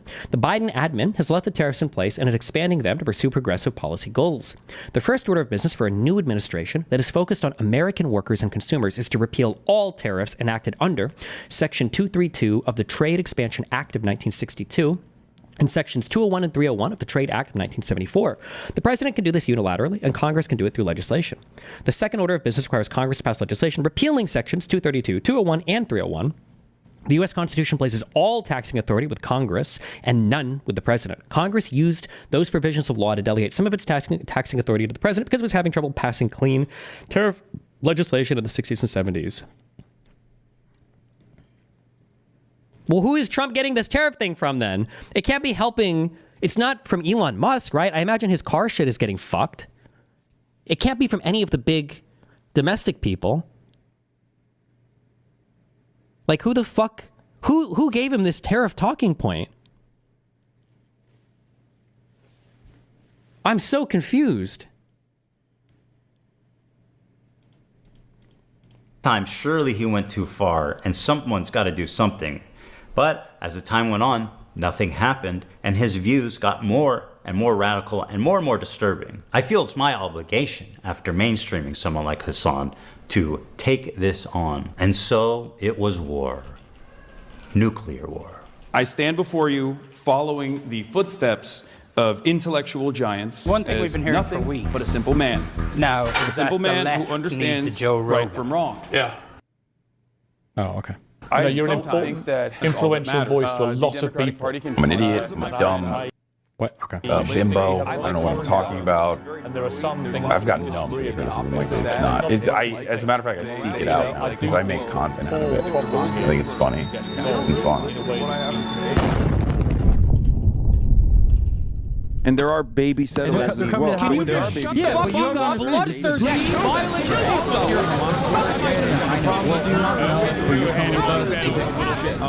It happens out of nowhere. Doesn't matter if fucking rapes happen.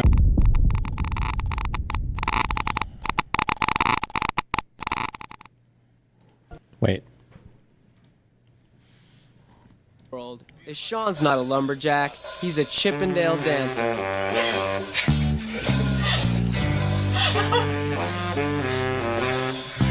Need more light, Joe.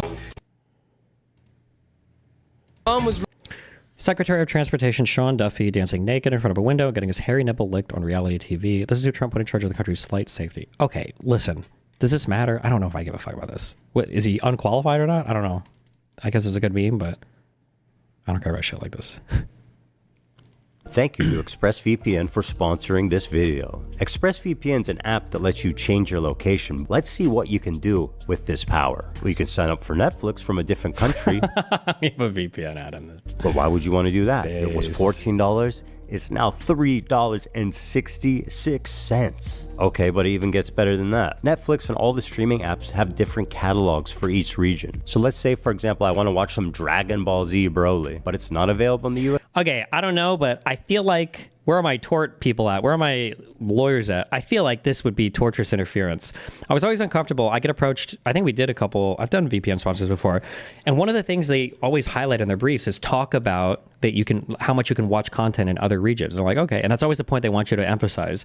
And it's like, I feel like this is like torturous interference. Like, you're literally creating a service to explicitly interfere with the business of other companies. I'm really surprised that no one has tried to sue any of these VPN companies for advertising this type of stuff. I don't know, maybe it doesn't matter, but USA. Psych! All you need to do is switch locations to Canada, refresh, and boom, that easy and fast, Dragon Ball Z time. I use these websites to help find whatever shows I'm looking for. You can type in the show you want and it will show you which region to connect to. The amount of content I have access to is insane. It's super easy to use. It's an app you connect to, and then you pick which country you want to connect to. It's that easy. So what are you waiting for? Go to expressvpn.com/H3HC for 4 free months, or scan the QR code, or go to the link in the description. Thank you so much to ExpressVPN.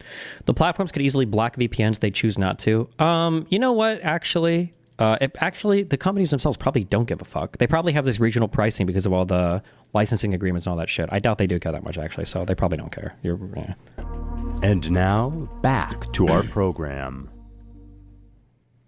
Meanwhile, at Twitch HQ, the marketing team is strategizing on a new advertising vertical. My friends at Twitch headquarters, the executives, the influencers, Hasan, nice to see you, Frogan, front row. I am here to present to you an extraordinarily exciting opportunity. We have not tapped this market yet. Now, don't panic, okay? Because you're gonna wanna panic when I tell you, but listen and learn. Who's billions of dollars, eager to spend it? And what, people are too cowardly to reach out and take the money? Not us. Terrorism. Terrorism. Twitch is perfect. You could broadcast it straight into the veins of 18 to 35-year-old men. So here's what I'm suggesting. Hasan Piker. Yeah, we'll get drinks after the show. No, you. He's such a great guy. No, you. Give it up for Hasan Piker, everybody. Happy birthday, buddy. This dude can package anti-Semitism and anti-Americanism like nobody else. In fact, you guys got him on the front page. And he's doing terrorism for free. Basically, gentlemen and gentle ladies, Frogan, you look good today, girl. Oh, kill me. Kill me. How do you not think this is so cringe? They're cringe immune, bro. How are they immune? How are they? Wait, did Obama ever do this? Have there ever been any other US presidents that have done this? They're immune to this. I feel like Trump can do no wrong. Oh my, and he tried to fucking duplicate his fucking mugshot pic. Oh my God. Here's my red line, okay? Where I'll have to go and start gearing up. I swear to God, if this whitehouse.gov page ever links to fucking Trump's crypto, my God.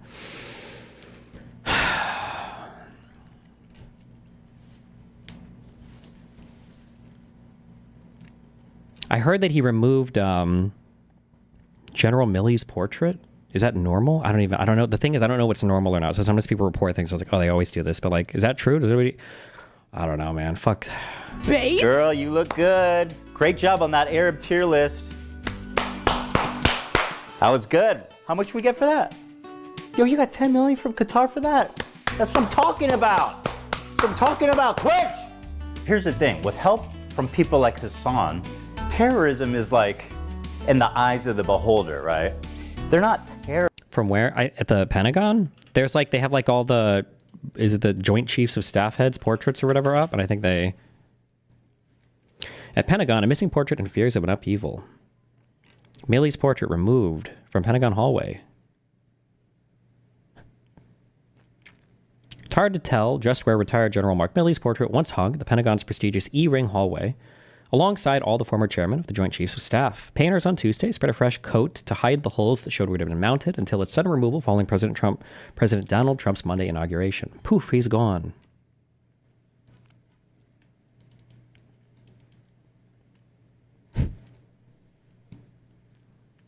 Terrorists, they're... Go ahead. Go ahead. He knows. Freedom fighters, guys. We are fighting for freedom. What about the rapes and the murders? Don't mention that. What's wrong with you? And another one. The resistance isn't perfect. Right? You gotta crack some eggs, man. Hasan, you know Socialism didn't buy you that car. If I knew that this is what... Why would he make a video flexing the car? Like he must know. It's so weird. He wants to live in both worlds. Communism would be in 2024, I wouldn't have bothered with this shit. Really. A Porsche is the symbol of the capitalist excess. What the fuck is he thinking? You guys actually believe this idiot is a socialist? Forget a religion. Hasan is the opiate of the masses. Straight to the gulag for anyone subbed to this idiot. Or that designer dog. This breed's stunning. Oh, wait, hold on before we get to this. No, apparently Ken Martin won the DNC chair election. He was the favorite to win the whole time. I don't know if anybody thinks that's bad. I think everybody was, like, he's supposed to be a good pick for it, but I don't know if there's a video of this. But meanwhile, at the DNC chair election, Native American land acknowledgement taking place during the vote. Quote, there has never been a Native American in leadership of the DNC. If not now, when? End quote. Quote, unlike the other party that is demonizing diversity, we understand that diversity is our greatest strength, end quote, says outgoing DNC chair Jamie Harrison before bringing the candidates out. Question, will you pledge to appoint more than one transgender person to an at-large seat and that the pick reflects the diversity of the trans community? Every candidate but Faiz Shakir raises hand. Shakir explains why he didn't raise hand. I am frustrated with the way we use identity to break ourselves apart. We find that these caucuses, councils focuses on what separates us out, not what brings us together. Text from a Dem campaign vet watching this. That forum, good Lord, we are cooked. Did you interview Ken Martin? Nope. I flew to New York City that day just to tell him that we're probably not going to do this today, and then I flew home on the same day. Good times.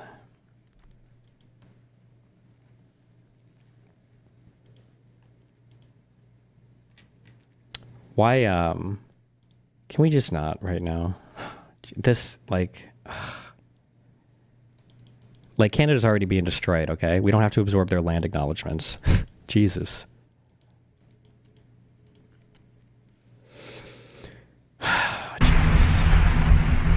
Or that designer dog? This breed's stunning fluffy coat comes with a price. Chow Chows shed all year. Very cute, by the way, but those are expensive. The point is, we have the biggest political streamer on our platform that is influencing media and influencing young kids everywhere. If we can normalize terrorism, if we could rebrand it, then fuck the US Navy. You know how much those guys don't pay shit. You see the Army ads on Twitch? The Army is fucking broke, dude. I'll tell you who loves America more than the Army. Qatar. Well, I don't know if love's the right word, but they're paying more. Good CPMs coming out of Qatar. But you kids love anime, right? Can't get enough of it. Man, look at what we... Can we just take a moment? I just realized this. I'm sorry. Someone in YouTube chat said, anytime a fat guy loses weight, people are like, why he looks sick? That's mean. But more so than that, can we just take a moment to fucking keep in mind, remember all of those poor fat people that finally, after years of not having the discipline or being lazy or just it's just really hard to lose weight and implementing those lifestyle changes all those years, and finally they did it and they lost all that weight, and then Ozempic comes on the market like right after, and they're like, fuck me. Just pray for those people. Pray for those people. Oh my God, I'm so sorry. I'm so sorry. Well, you kids love anime, right? Can't get enough of it. Man, look at what we've already... Well, hold on, shit. Just to be clear, I'm not saying Ethan used Ozempic. I don't know if that's true or not. I have no idea. I know people like to accuse him of using Ozempic, which, by the way, if he did, it wouldn't matter. But people moralize weight gain and weight loss. So if you lose weight using a drug, they think it's immoral. Yeah. Kids love anime, right? Can't get enough of it. Man, look at what we've already done with Hasan. You're the fucking man, dude. Happy birthday again, man. No, we got a big party for you after. No, don't do it. Let's wait, because we got a big party and a cake and everything for you after in the back. The prostitutes, too. Don't tell anyone. That's part of the past. Look what we've done already. This Houthi pirate. I mean, who are you kidding? This guy's a fucking terrorist. He literally tweeting out he wants to kill Jews and put their heads on pikes. And somehow, not somehow, because of his genius, we have rebranded the Houthi fucking pirates, the Houthi terrorist organization. Yeah, the Islamic fundamentalists. Death to America, curse upon the Jews. That's right. That's the Jolly Roger of this man here. I'm sorry. It's just crazy to me that the same side who would say that like a microaggression or saying something slightly incorrect is the most racist and Western imperialist, thing ever. But like, well, hold on. Now, death to America, death to Israel, and curse upon the Jews. It might look like anti-Semitism, but let me explain why it's not, okay? I will never get over this, bro. I will never get over this. Jews, that's right. That's the Jolly Roger of this man here. None other than Monkey D. Luffy. So let's get out there, guys. And let's make 2025 our biggest year, guys. Come on, guys. The resistance is imperfect. The resistance is imperfect. Yeah, let's get him. If you want to know where on the political spectrum Hasan sits, take a look at a recent media analysis by Ad Fonte. Okay, we disavow this because they put us bad on here, but we stand it if I'm not on here. But we disavow if I am on here, but we stand it if I'm not on here. Which rated Hasan as the most extreme left-wing, untrustworthy media source on the internet. Just as a quick serious thing, things like this are always annoying when they do this, like, how factual are you? And you always see this like, well, when they're centrist and not political, they're very factual. But as you become more, like, there's no way that propaganda would so cleanly and neatly fall in this way. Like, oh, when they're far left and far right, they're very unfactual. But then as you get towards the center, that's just ridiculous. Especially when you see like Vox way the fuck up here. Like, give me a break, okay? Look at Lex in the center. Is it this right here? Like, I don't know. Okay. Rated Hasan as the most extreme left-wing, untrustworthy media source on the internet. And to give you an idea, he is opposite of InfoWars. Now, I'm not going to sit here and tell you that Hasan loves all terrorists, but what I will say is that there isn't many he don't like. Let's start with our good friend Luffy here and his organization, the Houthis. And yes, this is what it looks like. They are hiling Hitler. The Houthis are an Islamic military group. They're known for their cruel measures, forcibly recruiting child soldiers, shelling civilian areas and blocking food from entering already famine-ruined parts of Yemen. They've also set up landmines in agricultural spots, making the fields virtually worthless. Women have virtually no rights, and homosexuality, of course, is punishable by death. That lines up with leftist values. Now, just how little rights do women in the Houthis' Yemen have? Well, according to this, there's been 1,181 violations committed by Houthi rebels against women, including torture, rape, and murder. So, not great. The Houthis have a very wholesome flag, as you can see here. It says, translated, Allah Akbar, death to America, death to Israel, and a curse upon the Jews. And that's all of them, not just the ones in Israel. And of course, victory to Islam. I get amused when these terrorists are like, we hate Jews. We want to kill Jews. And then people like Hasan are like, you're fucking racist for saying that they just want to kill Jews and that they're terrorists, man. What you meant to say is Hezbollah is Muslim. You're just... That has to be taken out of context. No, that has to be out of context. That's got to be an out of context clip, Ethan. There's no way, right?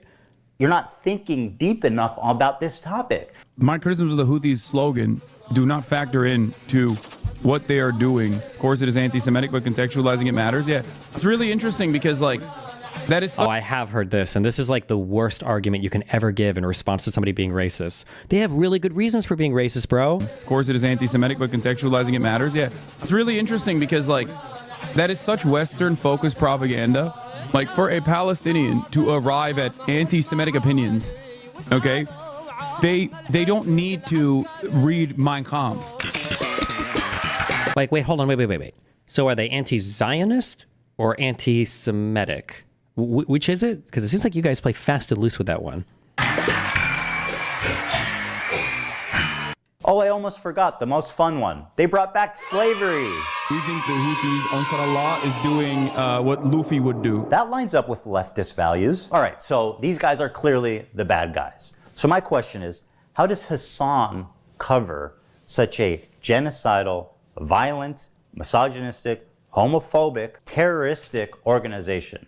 Oh, you want to see a Houthi musical? Sure. These were the people that the Saudis were killing, by the way. Just so you know, these fucking musically gifted individuals. Yeah. Okay, I'm sorry, I need the money, guys. I'm gonna grab my food.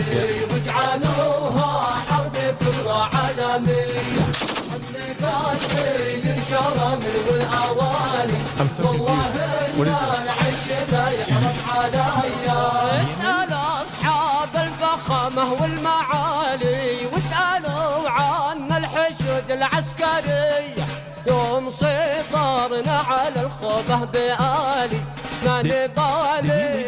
Poor Nick ended up in some fucking Israeli Channel 4 or whatever fucking documentary, like watching this, having no idea just because his son set him up so horribly.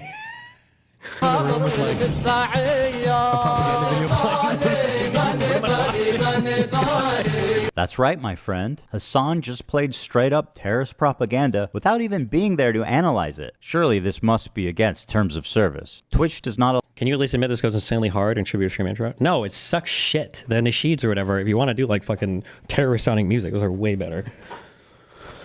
allow content that depicts, glorifies, encourages, or supports terrorism or violent extremist actors. For example, displaying or linking terrorist or extremist propaganda even for the purpose of denouncing such content. Denouncing? Okay, but what's the rule for endorsing it? Is that okay? The answer is yes, as Hasan was never punished for this blatant violation of Twitch community guidelines. Got it. So denouncing terrorism is bad. Don't do that. Endorsing terrorism is good. Okay, got it, Twitch. What is going on?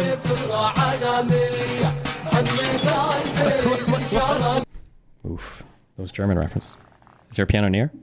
Yeah, it's over here. I don't know why it's not playing though, but it's over there. Can you explain this? This is a 3-minute video of... What do you mean a music video? When you said music video, I'm expecting like, bad example, Chris Brown dancing, you know? No. They do like, they do musicals. They're very musical people. Are you being serious? Dog, what do you look? You think I made this? This isn't music. I know they're singing, but I'm seeing just guns and shoot. This isn't a music video, Hasan. No, it is. They do musicals about like their fucking like their their hatred of the actions all the Jews? time. Hold on, guys. Hold on. I've got this. Instead of terrorist propaganda, let's call it musicals. They do musicals. Instead of violent jihadists, let's call them musically talented people. They're very musical people. Are you being serious? Guys, let's just use our brains. Fiddler on the Roof, Wicked, Alexander Hamilton, man. There's no reason we can't put these Houthis on Broadway. Well, they go, listen, you want to fucking bring a ship through here? We're going to take it. So that's exactly what the Houthis start doing. They start fucking sending in helicopters onto fucking ships. Bro, they fucking, look at this. They got the Palestinian flag that they painted under the helicopter with the Yemen flag. They fucking they start overtaking the ships. And like, I hate that it's all so funny and crazy that this is just like a joke, but like, this is, I feel like I've said this a billion times before. Like, this is just so disgusting. He's legitimately doing terrorist propaganda to a guy trying to radicalize his audience with his already radicalized audience on a platform largely oriented around like children's content. This is unbelievably wild. And he's showing an actual propaganda video made by terrorists as they hijack a civilian ship, a civilian shipping vessel. Like, it's just, this is like insane. Like, it's actually insane. They're like, guess what, dog? No more trade to Israel. If you are sending ships into Israel, if you are owned by an Israeli subsidiary, if you're owned by an Israeli corporation, we're going to take over your ship. You cannot fucking use this trade route anymore. Guess what, bitch? It's our fucking territorial boundary, and we're going to enforce this until you stop doing genocide in Gaza. None of that was true. They just did it to every ship passing through, but okay. Wow, Nuke, thanks for the 5 good memberships. Don't the Houthis still hold hostages years later from some ship? I don't know if the Galaxy Quest is a Galaxy Quest. Why do I feel like that's like an old console? Did they ever release these people? I have no idea. So let's Galaxy Leader review his claims. His first claim is that the boat is headed for Israel. It's not. It's going from Turkey to India. Oh, Next claim is that nice. it's owned by an Israeli company. It's not. It's being chartered by a Japanese company, and the boat's owners are registered in the Isle of Man. I'd like to remind everybody that the crew that's kidnapped in this video has been missing for over a year now with zero updates on their health, whereabouts, or... Wait, hold up. Release of Galaxy Leader crew members, January 23rd, 7-8 days ago. Today, we welcome the long overdue release of 25 crew members of the MV Galaxy Leader, hailing from Bulgaria, Mexico, the Philippines, Romania, and Ukraine. United States telegraph from the Sultanate of Oman. Sultanate? Wait, what? Oman? Did something? What the fuck?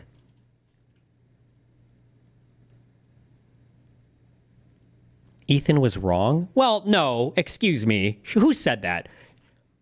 He released this video on January 31st. These people were released on January 23rd. He was definitely done with this video way before this. This is very recent. This is like a week ago. This is the first time I have ever seen Oman mentioned in any article or anything I've ever read literally in my entire life. Holy shit.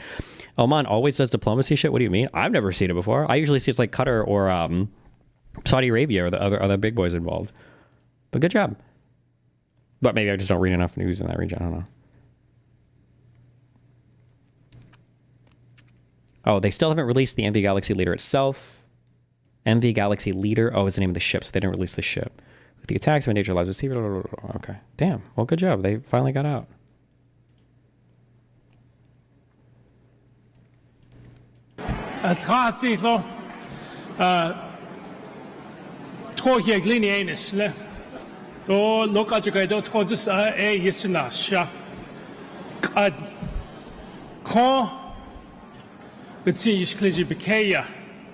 Na kosten will yegi a ba a here that needs in.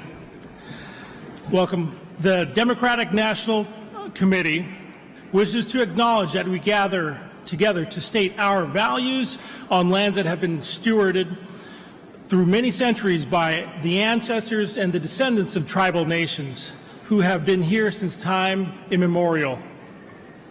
We honor the communities native to this continent and recognize that our country was built on indigenous lands and hope. We're cooked, boys. Never mind. Okay, we've always got 2028, not 2026, 2028. Okay.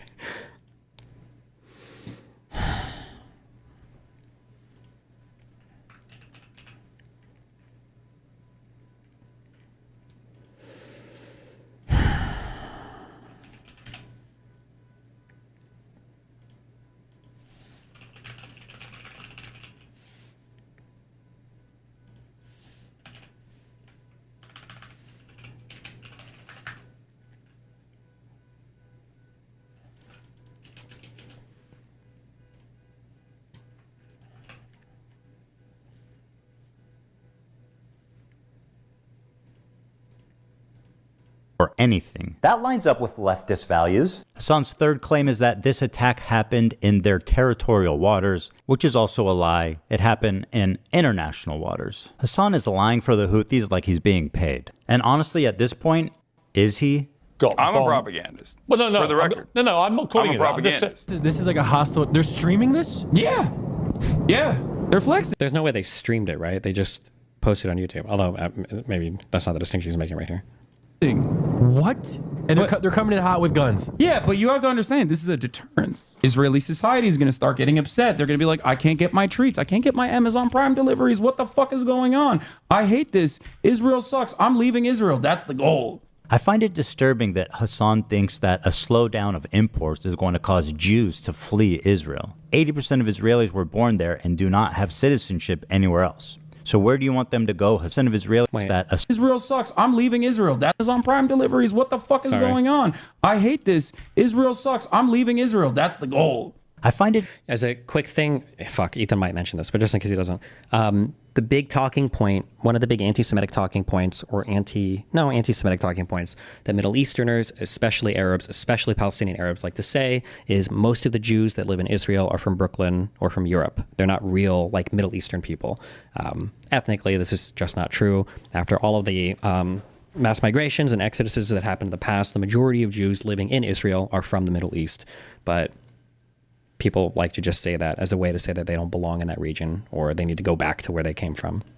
It's disturbing that Hasan thinks that a slowdown of imports is going to cause Jews to flee Israel. 80% of Israelis were born there and do not have citizenship anywhere else. So where do you want them to go, Hasan? Back to Poland or back to the Arab countries they were forced out of? Israel sucks. He does say that somewhere, yeah. I'm just saying that Hasan is not just making a mistake here. That's a very intentional talking point that's supposed to demonstrate that Jews don't belong in this region. Yeah. I'm leaving Israel. That's the goal. By telling the Jews of Israel to go back where they came from, Hasan attempts to deny Jewish heritage in the Middle East. He's kind of saying He characterizes them not as indigenous, but as white colonizers. Yeah, this is despite the fact that 60% of Jews in Israel are actually native to the Middle East. This is wild. So these guys did all of this, right?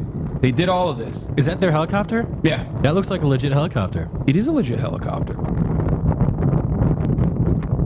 This is wild. So they take it over, they take it over, they take it over, and they tell the people in the ship, usually like mostly Filipino people, Filipino crews, and they're like, all right, well, we got no problems with you, but you're coming with us, we're taking over the ship. What an incredible way to characterize having a gun in your face. Hasan is asking We got no problems with you guys. us not to believe our own eyes as we watch terrorists hostilely kidnap the crew. We got no problems with you, but you're coming with us, we're taking over the ship. And once again, the crew is still MIA for over a year, prisoners to a terrorist organization. But don't worry, guys, Hasan says they have no problem with them. They're like, all right, well, we got no problems with you, but you're coming with us. Held hostage for over a year, by the way. This is a 3-minute video of... What do you mean music video? When you said music video, I'm expecting like... are you being serious? I know they're singing, but I'm seeing just guns and shit. This isn't a music video, Hasan. Hasan.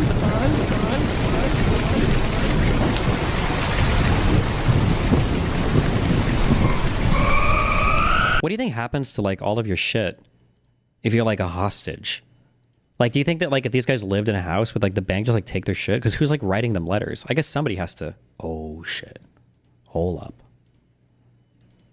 I don't know if we can. Here's another incident of Hasan enjoying some Houthi propaganda.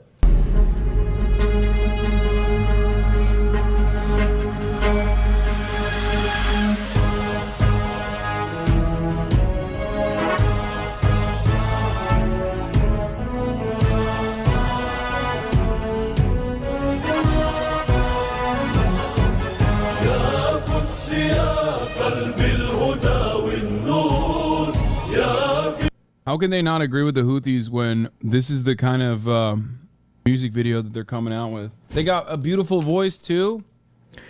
What is Trump's end goal here, and why is he allowed to make up corners, comiser bullshit to fit? I don't know what the fuck that word is even supposed to be. It's triggering me so hard I can't even read the rest here. No, I love you though. No one knows what Trump's goal is.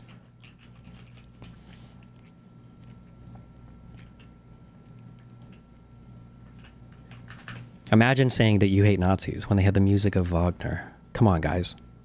Yeah, Israel been real quiet since this drop, dude. The fucking mixtape. Oh, Hasan, my sweet, naive friend. You say that Jews don't sing and dance like that? Then what the fuck do you call this?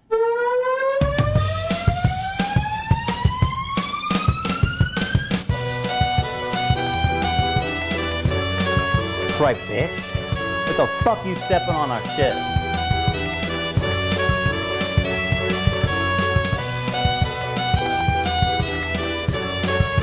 Hold on. You guys are putting arguments in chat, and I don't know what, like, Destiny. I've heard people think that Trump is using Canada and Mexico as a C. I'll fucking do it as an example. I don't know what I'm supposed to say to that. You're saying, like, I've heard some people say, and then you're typing something that, like, it sounds like you're typing what you're saying some people are saying is a reasonable argument. That's just retarded. I don't know how I'm supposed to respond to that. That's a retarded thing. If people are saying that, they're retards. I don't know, like, Destiny, I've heard that some people are saying that Trump is doing this just because Canada, it starts with the letter C. I don't know what I'm supposed to say to that. It's fucking retarded. I don't know what... Yeah, Israel been real quiet since this drop, dude. The fucking mixtape.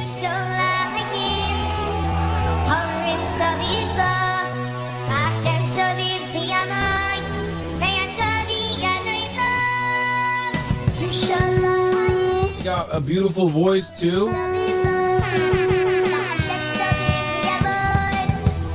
Israel been real quiet since this drop, dude.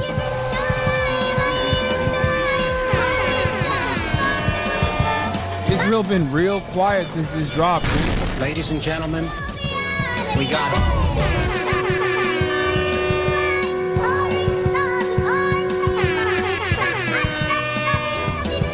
Houthis been real quiet since this drop, dude.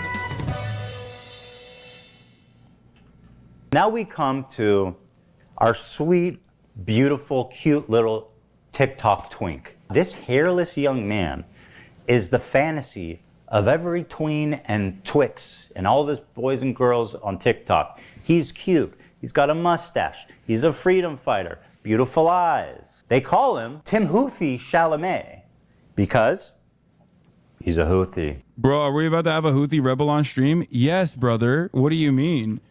I'm glad that this is at least documented in one place. It's so gross how Hasan tries to pretend like, oh, I didn't even know, bro. He's not even a Houthi. Excuse me.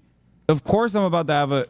I'm a journalist, okay? This is journalism. It's so weird. It's so weird. Motherfuckers want journalism, and when I'm trying to do journalism, they go, why are you doing that?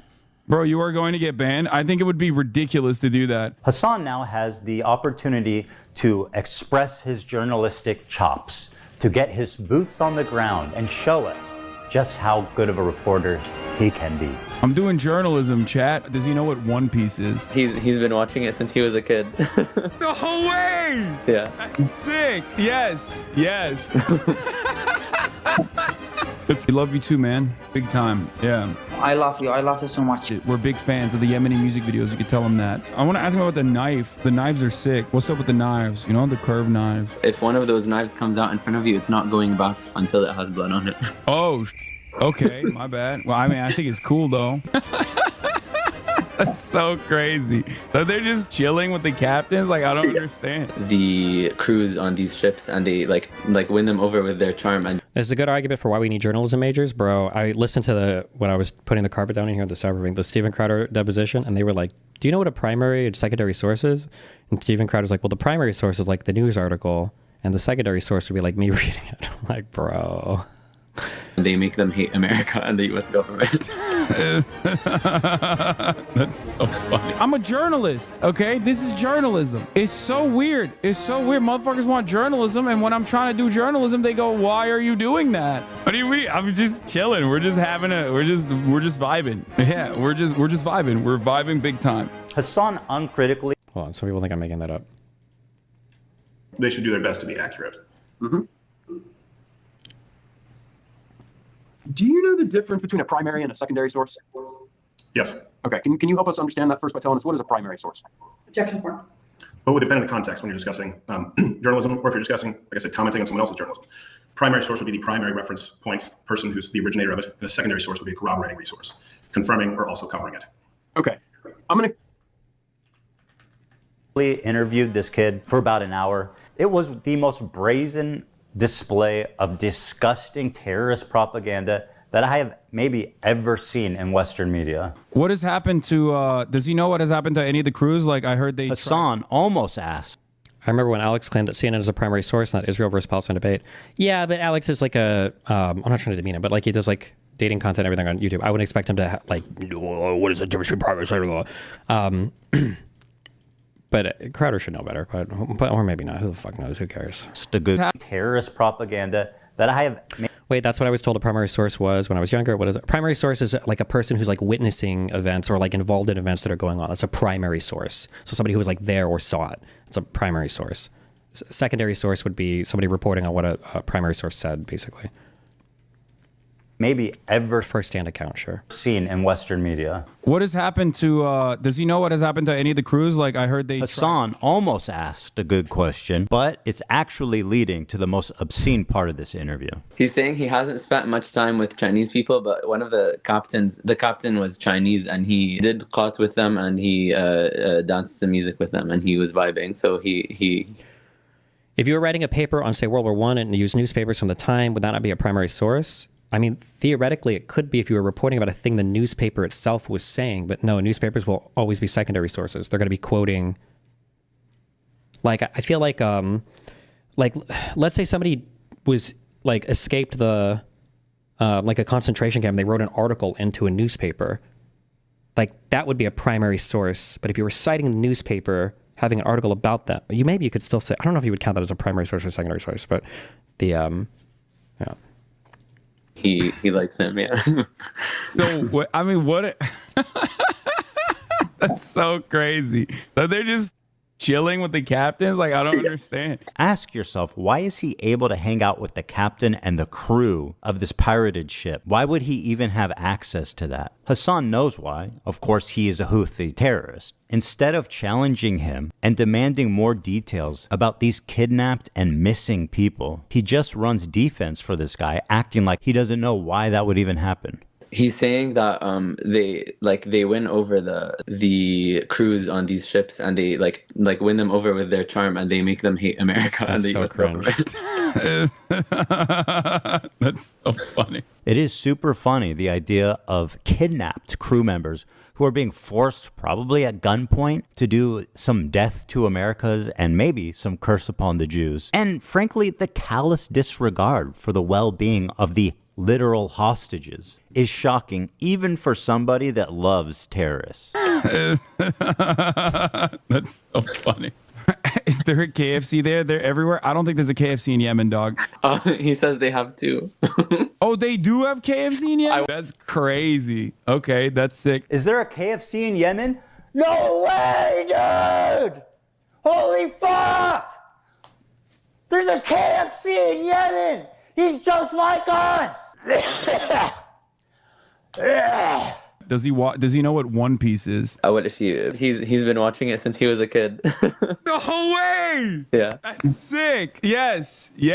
That's fire. That's so fire. Oh my God. We think the Houthis, Ansar Allah, is doing what Luffy would do. You should tell him that. You guys all remember Luffy's flag, right? Now, I'm only halfway through that show, so maybe I just haven't come to it yet. But I do not remember Luffy's flag looking like this. Predictably, there was some blowback after this interview, and Hasan went immediately into damage control to rewrite history. He said that he was just simply a Yemeni person and not a Houthi. Yeah, I mean, we don't even know if he's a Houthi or not. He's a teenager in Yemen. The dude is neither a Houthi, nor a terrorist, nor a pirate, is not a Houthi rebel. They didn't fucking call him a Houthi either. You want to know why? Because he's not one. He's not a Houthi himself. He's not a pirate, but You know, I don't think he's not a pirate. He has reiterated the position that he is not a Houthi. Trust me, bro, I'm not Houthi. Be for real. You sucked him off the entire stream. Not even a Houthi militant or anything like that. When I interviewed the dude who they still to this day call a Houthi terrorist, Tim Houthi's not even a fucking Houthi. I thought he wasn't a Houthi because he's not.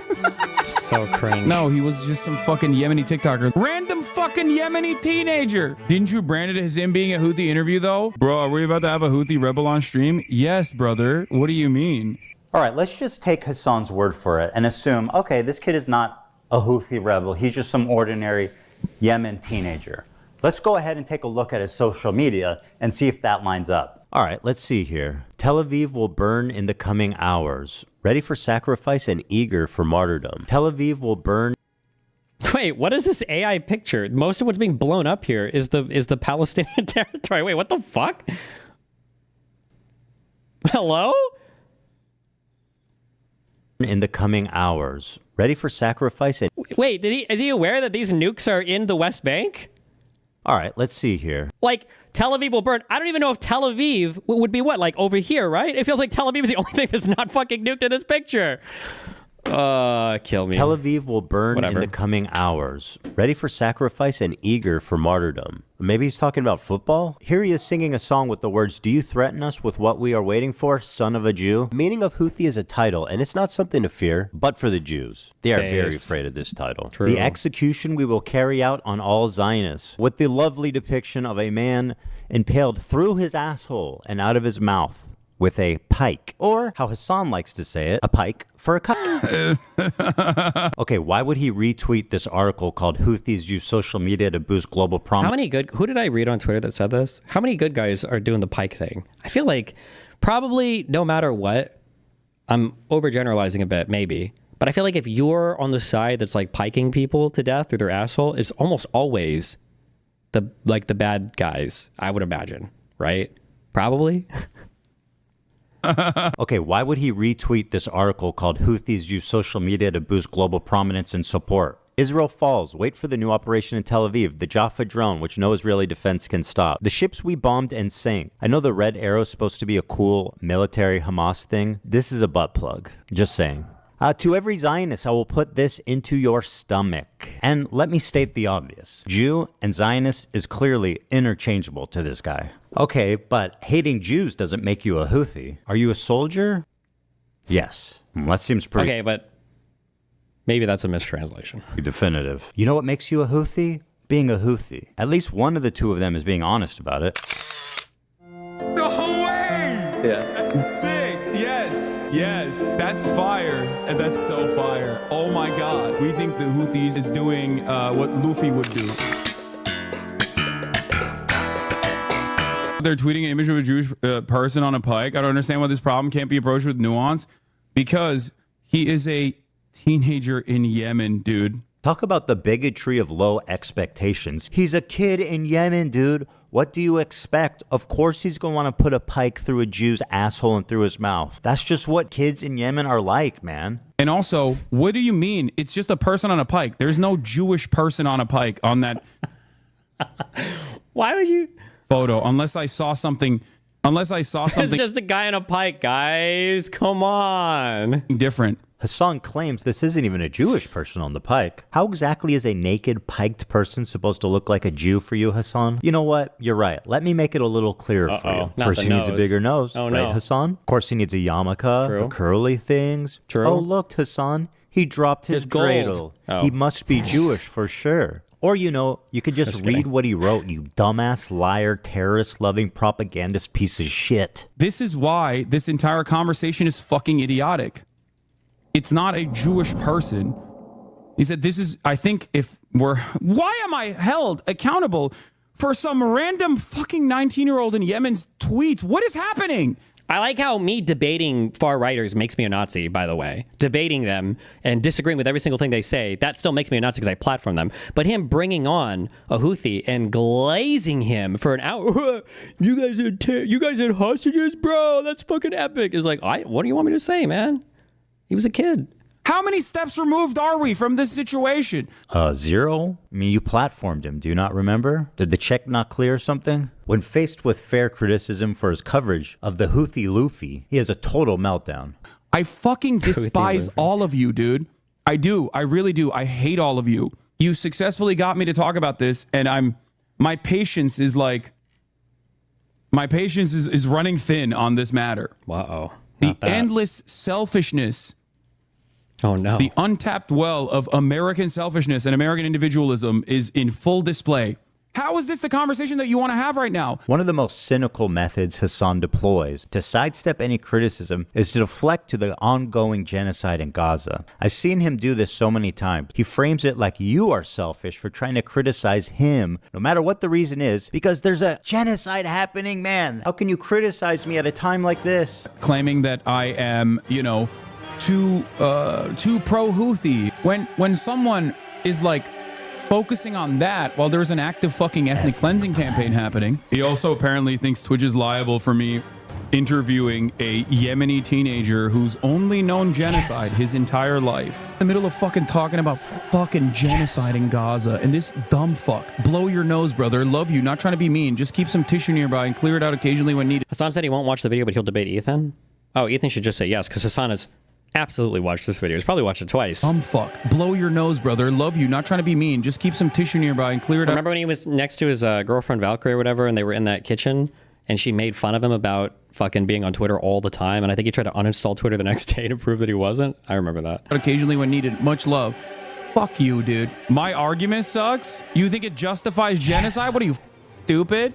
Everything that can be tangentially turned into like Jewish people are under attack is a decent way to just like drive discourse away from open genocide in Gaza. If your sole focus when Israel is doing a complete genocide in Gaza, if your sole focus revolves around that people are saying you're a Zionist, yeah, go fucking yell at streamers for not covering sufficiently the ongoing active genocide in Gaza instead of coming in here and fucking chirping at me. It's quite a charge to just say, I'm a stenographer of the Israeli government or I'm a propagandist. I don't think there's any evidence I'm either of those things. I'm curious who you think I'm doing While the we're propaganda having this for. conversation, 3,000 Pierce, while we're having this back and forth, 3,840 Palestinians have been ruthlessly slaughtered in the last incursion into Gaza. I feel like this is an incredibly selfish, self-centered conversation to have. This technique is so powerful because everyone is afraid of being labeled as a genocide denier. Piers Morgan, with decades of experience, immediately surrenders when the genocide card is pulled. When you're just a fucking stenographer, you're not a truth teller. He has every right to defend himself. And grow a pair, Piers. Stand up for yourself, man. It's time to stop being intimidated by these online overnight activists who couldn't even point to Gaza on a map before October 7th. Like Hasan, for example. No, Doesn't not know the where map. Yemen is? Oh, okay, no. I'm gonna click close. I'm closing it. To be clear, I don't know if people will bring this up, okay? Listen, I didn't know fuck all about world geography until I fucking autismed out and memorized all the countries, okay? Which was like last year, okay? So, but the difference is I will admit, I didn't really know fuck all about Israel-Palestine until after October 7th when I started to research it for real. Hasan claims that he's studied these issues for years and years, that he's read tons of books, that he's studied these issues for years. You guys just got into it recently. He studied this for the better part of a decade. He's known this shit, yeah, for a decade. He knows all of this, okay? And this guy is clicking like fucking Turkey or India as Yemen, all right? Decades. Over a decade, he said, I'm pretty sure. Maybe, I hope Ethan has the clip. I'm closing it. I think Nope.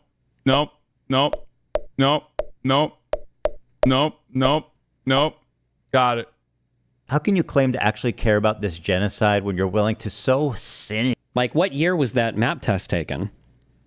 I wrote about Yemen and U.S. involvement in 2016 while I was still at the Young Turks, and a chatter just reminded me. Many people must ask themselves what their opinions looked like back then. Mine haven't changed. This video is still relevant. Like, okay, dude. Exploit it to sidestep any criticism. What a bigot. Before we move on, Hasan has one final taste of idiocy for us all to enjoy. Now this kid is like, I think he was like 19 at the time when I talked to him. Which means that for most of his life, he has withstood genocide, right? Like he is a person whose only experience is like, it's literally like talking to fucking Anne Frank, basically. Okay, being able to talk to Anne Frank in real time. To quote Anne Frank, I keep my ideals because in spite of everything, I still believe that people are really good at heart. Anne Frank continues to inspire generations of people because in the face of a genocide that eventually took her and her entire family's life, except for her dad, she refused to give in to hate, malice, and violence. And then there's this guy who would have killed Anne Frank if he ever met her. And blown up the whole West Bank. What is this tweet? Honey, don't you dare go back there. I will fuck you up. This is just so funny to me. There's this guy who would have killed Anne Frank if he ever met her. You might think this is a sweet, innocent girl. Well, I'm happy to tell you guys we are working on a new edition just for you, Hasan. You should hear about the time she went roaming the streets of Berlin at night with a knife, slitting the throats of families, including children, babies, and the elderly. She's killed children, you guys. She even... Wait, hold on. What's the joke here? Why does he have the dog's face blurred out? Is there... to not hate on the dog, or...? Rapes people. She's just like Luffy. There is no other way to describe this than terrorist propaganda. Not only is he platforming terrorist propaganda, It is a right, cutout. uncritically, he's You put your face in. Oh, okay. propaganda. Not only is he platforming terrorist propaganda, right, uncritically, he's participating in it. He's enhancing it. He is not just a conduit. He is an active participant who is disseminating it to more and more people in a way more consumable form. This is extremely fucked up. But why should he care? Their flag doesn't say death to fucking Turks. It says curse upon the Jews. Hasan likes to obfuscate on this and says nobody cares when Sean Penn interviewed El Chapo. Sean Penn literally interviewed El Chapo. I hate when he brings... His audience must see through it. They must like hear this like, oh, Hasan's doing his thing. But that's okay. We still love him, right? Like... It's not the same, bro. Nobody's mad that you interviewed a guy. It's such a straw man. Nobody's mad that you interviewed the dude. They were mad that you likened him to an anime protagonist and said that it was epic when he was fucking talking about drugging up hostages that he'd taken. Exactly, dude. Nobody is saying you can't have difficult conversations with controversial people. You just have to ask them hard questions, guys. Yeah. We know this. Now let's move on to everybody's favorite terrorist organization, our friends in the north. It's Hezbollah. Where do I even begin? Thousands of civilians have been killed globally from their terrorist acts, car bombs, and suicide attacks. They even assassinated the Lebanese prime minister. They've hijacked civilian airplanes. They've shot 15,000 rockets into civilian centers. And if you can imagine, that's not even the worst things they've done. They participated in the slaughter of over 500,000 Syrian civilians to help a dictator, Bashar Assad, stay in power. They indiscriminately bombed over civilian centers, and they killed hundreds of thousands of civilians in what can only be described as a genocide. They are a designated terrorist group by the US, by the EU, and, oh yeah, the entire Arab League, which gave them that status after their participation in the Syrian genocide. In short, nobody likes them. Well, there is one person. Hezbollah is a paramilitary organization. Do we like them or no? They are a terrorist organization. Like they're designated. They are designated by the American state as a terrorist organization. I do not like them then. Well, like I like what you like. I don't have an issue with them. Let's just say. This is Hezbollah's leader, Hasan Nasrallah. Now remember, that shouldn't surprise you. I don't know if Ethan will hit on this, but Hasan likes Hezbollah because he doesn't care about Arabs. It's because he hates the U.S. None of this is motivated by a concern for Arab people. It's all motivated by hatred of the United States. That's it, okay? Always remember that. Use the restroom 1 second.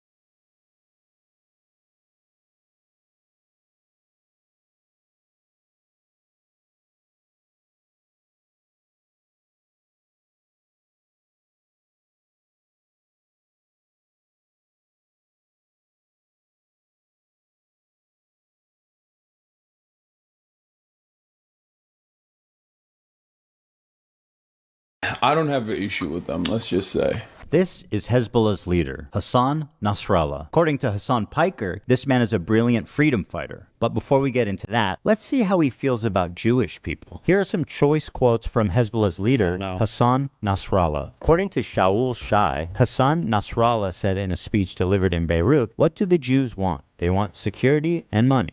Throughout history, the Jews have been Allah's most cowardly and avaricious creatures. If you look all over the world, you will find no one more miserly or greedy than they are." I don't have an issue with them. If we search the entire world for a person more cowardly, despicable, weak, and feeble in psyche, mind, ideology, and religion, we would not find anyone like the Jew. Notice, I do not say Israeli. I don't have an issue with them. If Jews all gathered in Israel, it will save us the trouble of going after them worldwide. The history of Jews has proven that, regardless of the Zionist proposal, they are a people who are evil in their ideas. The state of the grandsons of apes and pigs, the Zionist Jew, the murderers of the prophet. The Jews invented the legend of the Nazi atrocities. I don't have an issue with them. I can't. Wait, we have a live, or we have a Denims reaction? The difference between you and Hasan, not Nasrallah, the difference between Ethan, the difference between you and Hasan Piker.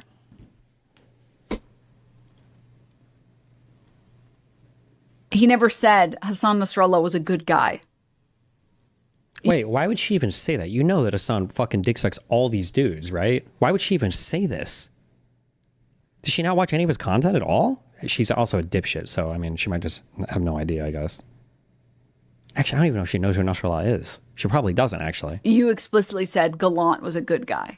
He said that Gallant was, he was fired for trying to be a good guy. That's such a horrible misquote. God, she's so fucking disgusting, but every Hasan orbiter is. Oh my God, it's like a trash planet orbited by fucking trash cans of disgusting content. I think that the story that was reported at the time was that Gallant was kicked out of being the Israeli defense minister because he wanted to because he was opposed to, I think, a siege in the east of the Gaza Strip. I think that was what was being reported at the time. And then Ethan said something like, "Oh, it's sad that he got kicked out," when he was like the good guy in that situation. Something like that. That was the gist of what he said in relation to that. Not that like, "Oh, Yoav Gallant is a really good guy." It's such a bullshit. That's such a bullshit misquote. But you explicitly said Gallant was a good guy. Invented the legend of the Nazi atrocities. I don't have an issue with them. I can't believe I'm calling Nasrallah base. I mean, listen. Listen. You have to remember. How does she not get the talking points either? God, the right is so much better at this. These guys have their talking points like all copy pasted and then disseminated to everybody. How is she so... You have to remember something, okay? A lot of these dudes... Okay. You know that... I believe I'm calling Nasrallah base. I mean, listen. Listen. You have to remember something, okay? A lot of these dudes, you see them in their fucking fits, and you hear about, like, some of their attitudes about, like, gay people, for example, and you immediately fucking resort to Orientalist perspectives, not realizing that these motherfuckers are better read than you by a million. Knowledge. Okay? Knowledge. My books. Like, it's not even, no, it's not a broken clock situation. No, dude. Half of these dudes literally get educated in America and in the UK. What the fuck are you guys talking about? The more you learn, this is why it's Orientalist to literally look at these dudes and go, oh no, they're fucking barbaric baboons, and like sometimes they get this shit right. No, dude, he. Wait. Hold on. Wait, hold on. Did you get the implication there? Hold on. You think these guys are barbarians and baboons? Excuse me, what? You think he was educated in a fucking brown country? These guys went to the UK. They went to real schools with white people like me, like us. These guys aren't baboons. These guys are smart. They went to our white schools. That was an insane... Was that clipped? Or like, was this cut up at all? That was such an insane statement to make. Or you learn. This is why it's Orientalist. To literally look at these dudes and go, oh no, they're fucking barbaric baboons, and like sometimes they get this shit right. No, dude, he knows. It's crazy. Because they were hated. Sorry, I missed the first part. Like, it's not it's not a broken clock situation. No, dude. Half of these dudes literally get educated in America and in the UK. What the fuck are you guys talking about? The more you learn, this is why it's Orientalist. To literally look at these dudes and go, oh no, they're fucking barbaric baboons, and like sometimes they get this shit right. No, dude, he knows. It's crazy. What an insane implication there. He's read more books than you could ever imagine. They have books like outside of Western universities, by the way. Like plenty. I saw like 4 books when I was in Israel, okay? Even in the Palestinian homes, these guys could read. It was crazy. I thought only white people could read, but I've seen people of all sorts of different colors read all over the world. And also, ultimately, he is regarded as a pretty brilliant a person in terms of like everything that he's done. You might not agree with his methods. You might not agree with his attitude overall in terms of like his being social, a terrorist? his opinions on civil liberties and shit like that. But ultimately, this motherfucker has read a shit ton of books. knowledge. I feel I've shown you guys enough evidence that Hezbollah is an evil terrorist organization, but have you considered this? What you meant to say is Hezbollah is Muslim. Okay? That's what you meant to say. What you meant to say is they're Muslim. So, of course, as they're Muslim, it's different.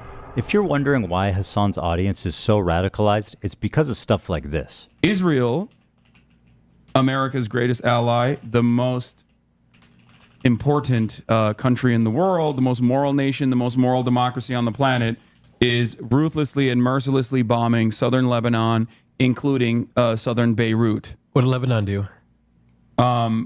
They just kind of were there. They happen to be Israel's neighbor. You're kidding. Yeah. Even as someone who's critical of Israel, this retelling is fucking insane. They just kind of were there. Hezbollah started launching rockets into Israel hours after the October 7th raid began. They launched 12,000 rockets, killed nearly 100 people, including 12 children, and displaced 250,000 Israelis from northern Israel. That's what caused them to respond. What did Lebanon do? Nothing. Shit. In actuality, Hasan is actually being a sensitive goat here for once in his life. Hasan is saying Lebanon didn't actually do anything. It was the terrorists that are occupying the southern part of that country, Hezbollah, that I wouldn't consider Lebanon. That's what Hasan meant. He was actually being a goat there. He just, Ethan clip-shimped him here, and he didn't include that part where Hasan later explains it. He doesn't consider Hezbollah to be part of Lebanon proper. Good for you, Hasan. Why did he ask that? What do I say? Do I tell him the real reason? No, my audience will kill me for being a Zionist. Okay, let's try this. Nothing. They just kind of were there. Hell yeah, another slick political saved by boots on the ground, Hasan Piker. Damn, I'm good. Even as a pro-Palestine activist, how does lying about this serve your agenda? All it does is further radicalize people. It removes any nuance, and it avoids any criticism for his team. And this is what continues to drive this conflict on forever. Hasan is dedicated to pleasing his radical audience, even at the price of knowingly lying to them. And I keep saying this and it's wrong. Bring back TTS? Maybe. I keep saying this and it's wrong, and I'm trying to reform this. And Ethan just said it and it's wrong. Because I said this a lot. I could be a better pro-Palestinian advocate. Like, I could give it a better argument for why Hezbollah wants to attack Israel. But then I realized, like, why do I need to? These people all believe this shit anyway. Like, if I were to give a better argument, it would probably just be more convoluted. Just like lie. Because the people want to hear the story and the narrative. So why even go through the effort of making a stronger argument? They don't care. They don't need one. TikTok and Twitter likes. I'm a propagandist. Or he's being paid, which, you know, we can't rule out. What a pathetic propagandist piece of shit liar he is. And now, let's move to Hamas, the catalyst for this entire thing.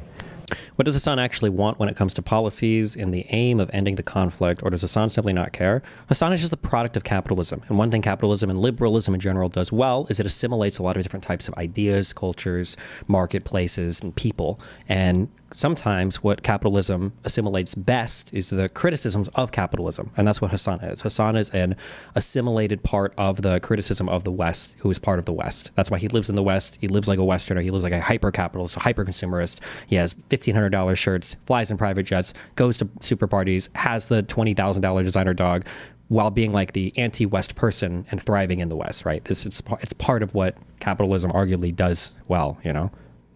They're the ones that committed this horrible act of terrorism, one of the worst the world has ever seen, on October 7th. They are without a doubt the most extreme of all of these terrorist organizations. They are Islamic jihadists that want to convert all of Israel into an Islamic state under Sharia law. That's their stated goal. Hamas has been on the designated terrorist group pretty much as long as there's been a group. These guys have been suicide bombing civilians before ISIS leaders were even born. They fired 50,000 rockets into civilian populations and performed over 100 suicide bombings, killing thousands of civilians. Women are restricted from participating in the workplace and public life.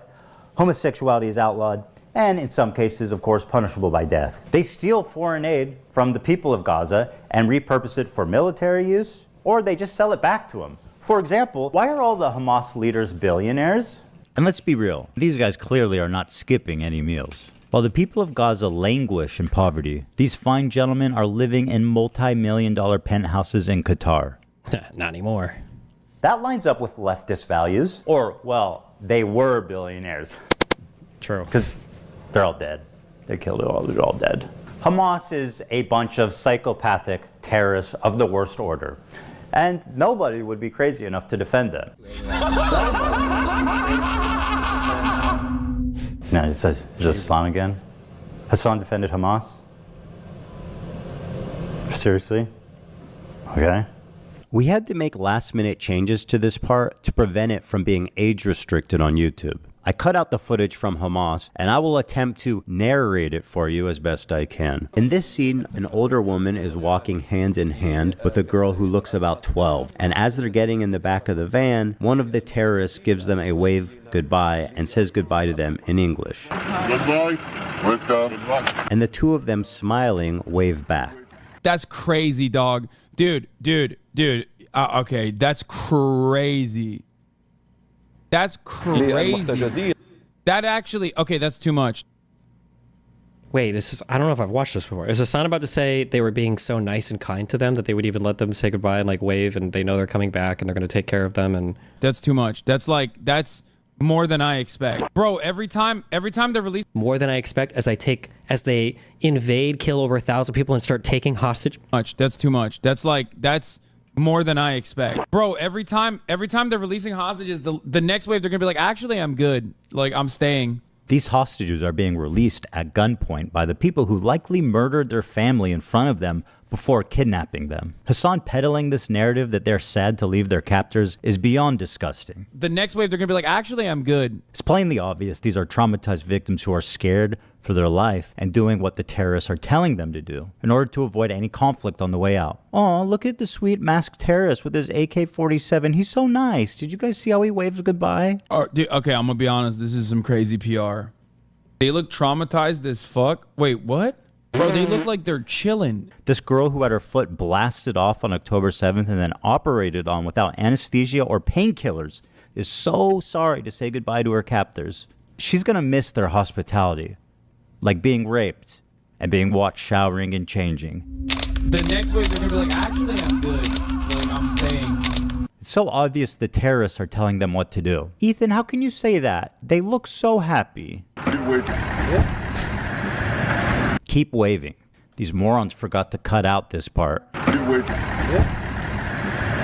Yes, that's a terrorist giving them an order to keep waving. And she does. See how fast she reacts? Totally not a fearful victim of terroristic kidnapping.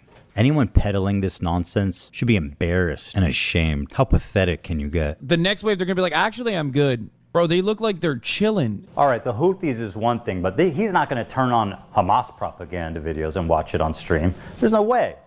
God damn it, dude. Okay, it's getting hard to defend him. Freedom fighters, musical shit.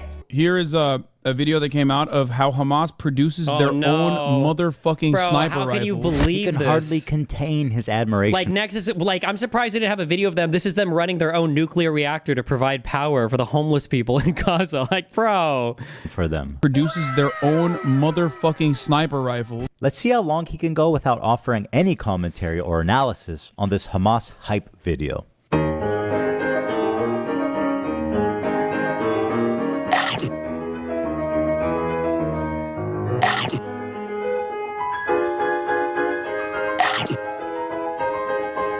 Is that COD? Oh, I wonder if Ethan knows why he said that. Because Hasan was commenting on something once. Oh, and it was fucking it was Arma 3 footage, wasn't it? I wonder if Hasan jokes about that now. That's why he says that. Wait, hold on. We got a XQC intermission. People said react this, react that. We don't hate react, it's lazy. I actually invented watching it. I invented watching it. People think reacting on stream? No, watching it. I'm not reacting to this. I'm watching this. What about it? He's taking his time to analyze and think. I expect nothing less from a journalist such as Hasan. Quiet, everybody. He's about to speak. He's going to talk. That's crazy. That's crazy. It's my blueprint!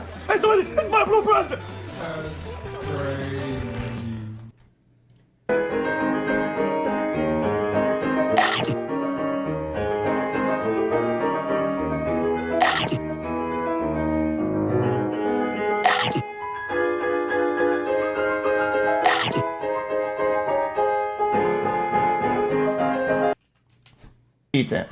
Number 3 breaking news report was sponsored by Applebee's. Oh, this one's fucking insane. I don't know if this is legit or not. Rip. Oof, they lit that fucking thing up. Oh, look at the traces. Much love XQCA. This one is literally Arma 3. Holy shit. Wait. Is this what XQC does on stream? Wait, whose stream am I looking at up here? Who's got the 50 million TikToks open? God damn, he does more research than Hasan does. It's fake. It's Arma. Oh, god damn it! I hate it! The JDAM one is still better. Ethan must include the JDAM in here, right? How are we still 35 minutes left? What the fuck? 1 minute, 36 seconds. Nice. He's taken his time to analyze and think. I expect nothing less from a journalist such as Hasan. Quiet, everybody. He's about to speak. He's going to talk. That's crazy. Based. He's done it again. We love you.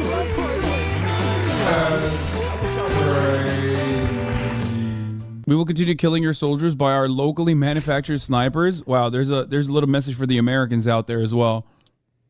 They're saying like artisanal snipers. So, why am I showing you this? Good question. Why are you showing us 2 minutes of uninterrupted Hamas propaganda? I'm sure he has a good answer. The reason why I'm showing you this is because one thing that the Israeli maintenance of the apartheid has shown us is that there are no half measures on genocide. You either got to hit the full gen, okay? You can't do half genocide, a little bit of displacement, and then continue maintaining an apartheid state and maintaining an occupation. Okay? Think Hasan will be forced to moderate? Nope. I don't think this will affect him much at all. Well, it'll make him mold because he's very much like an in the moment kind of guy. So he's probably there's shit we'll watch because he's molding like crazy over this. But he's like super embedded in Twitch. Asmongold and him basically have like this red-brown, what was it, Molotov Ribbentrop? Like where they won't kind of like tread on each other's territory. Actually, I'm so curious. Did Asmongold react to this?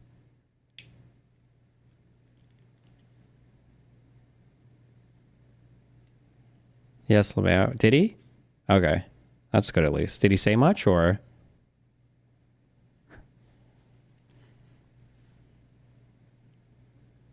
Wait, he hasn't yet?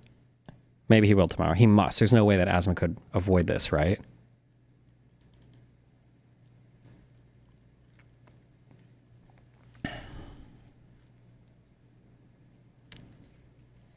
But no, I mean, Hasan is like a sign-off from Twitch to do basically whatever terrorist propaganda he wants, as long as it's for the right team, so.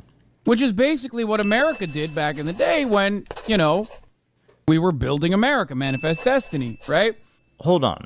You showed this to us because of Manifest Destiny? What the fuck are you talking about? This is just word salad. I mean, he's really saying nothing here. So he has no good reason. Got it. Okay, fine. He likes Hamas. He watches their propaganda. But he's not going to deny the violent rapes that took place. That is way beyond the pale. There is one instance in captivity that we have actually gotten verifiable evidence on. Is Asmongold going to say the terrorists are good or bad? My guess is he has to say they're bad, but he'll say Trump has a plan or he's negotiating with them or something, maybe? I don't know. I don't think I've seen him give econ takes before. Beyond that, the systematized mass rapes that Hamas dealt on October 7, not a single bit of that has been verified. And people still run with it over and over and over again. Many young people who were simply attending a music festival, women were horribly raped. As I said then, I say today, Israel has a right to defend itself. What rapes did Hezbollah do? Bro, what rapes did Hamas do? What are you talking about? The Stop Anti-Semitism account that considered me to be anti-Semite of the week is... Only of the week?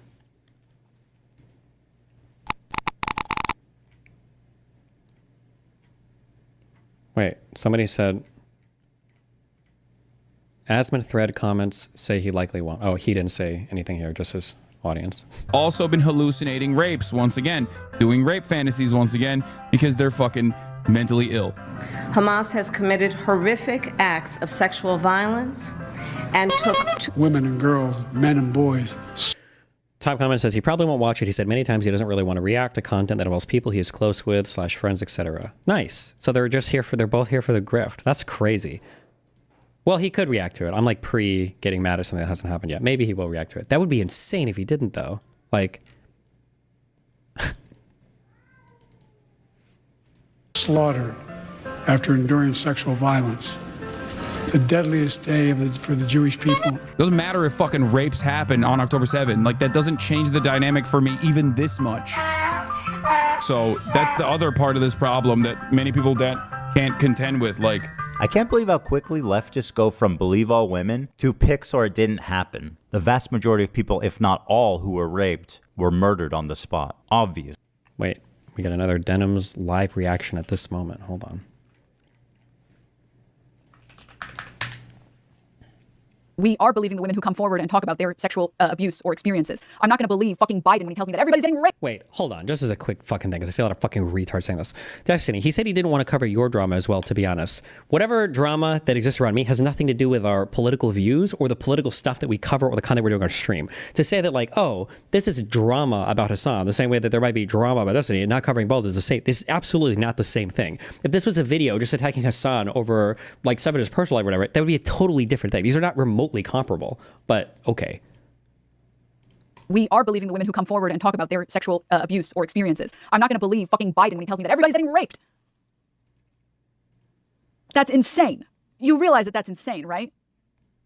Obviously. Dam Goldstein Almog was kidnapped from her home on October 7th by Hamas terrorists and was held captive for 51 days. Though only 17 years old, she witnessed the murder of her father and sister on that day. Oh, no. And is now speaking out about what she witnessed in Gaza as well in a new documentary by Sheryl Sandberg, Screams Before Silence. In new footage, Agam reveals that sexual assault and rape was a regular component of the life as a hostage in Gaza. Doesn't matter if fucking rapes happen on October 7th. Hasan, maybe you would like to call her a liar. Please, go right ahead. Doesn't matter if fucking rapes happen on October...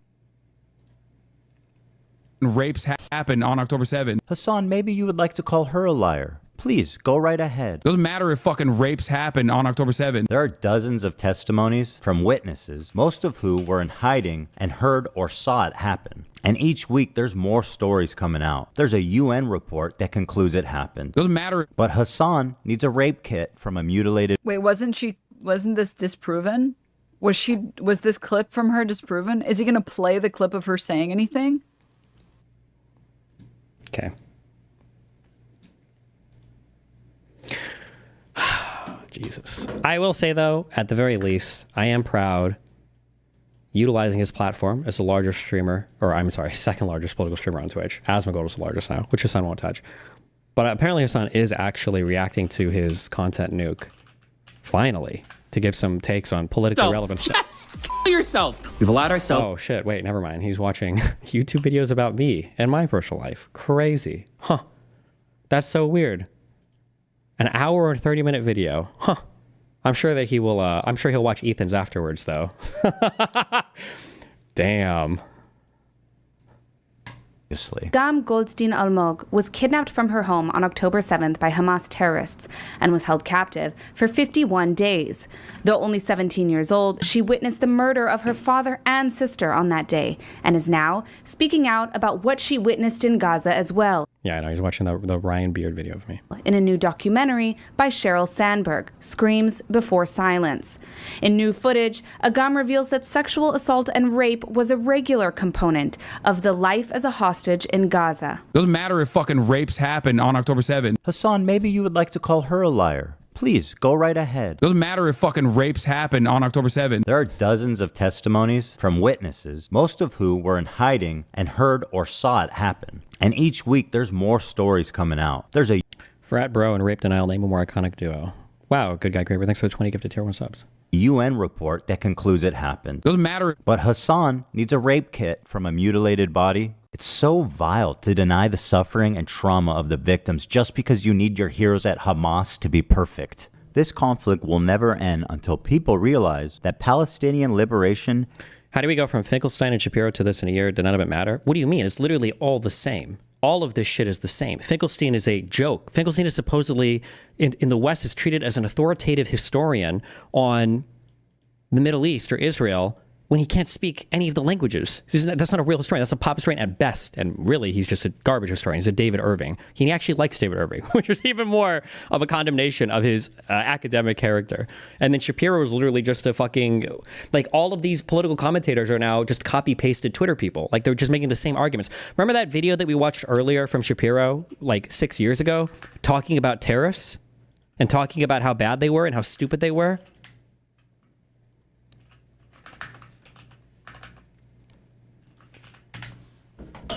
Whoops. This is what Ben Shapiro now says.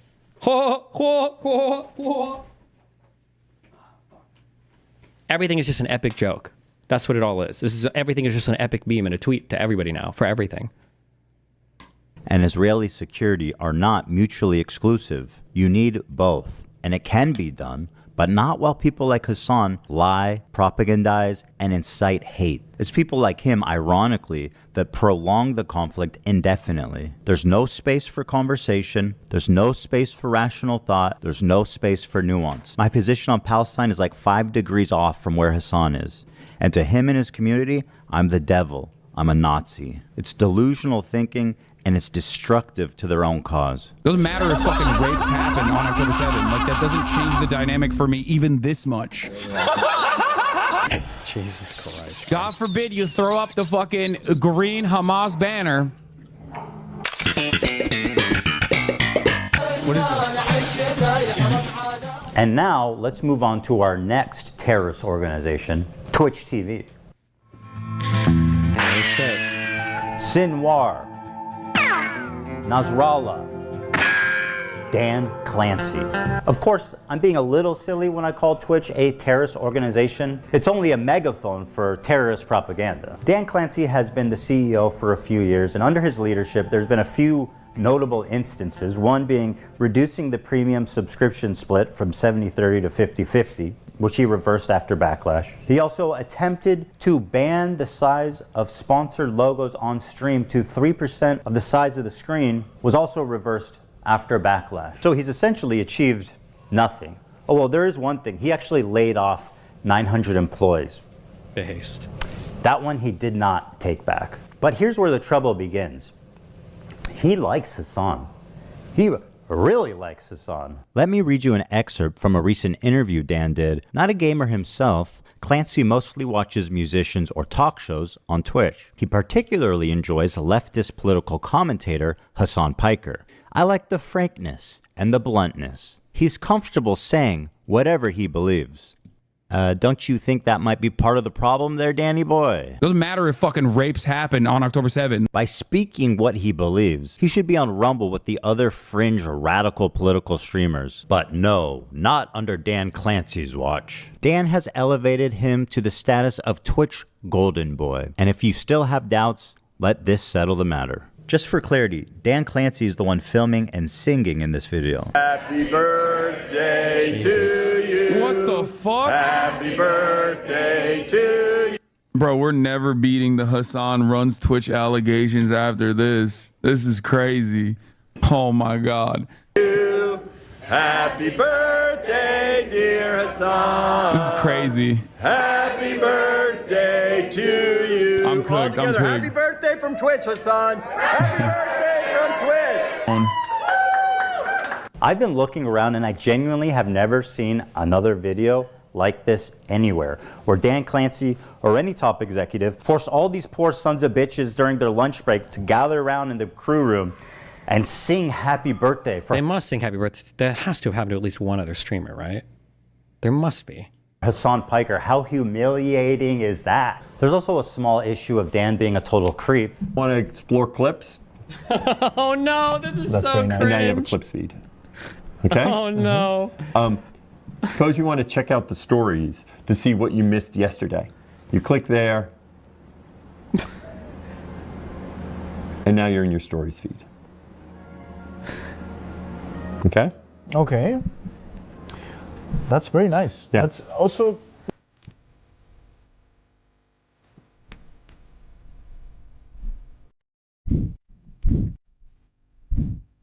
Okay? Okay. Suppose you want to check out the stories to see what you missed yesterday. You click there.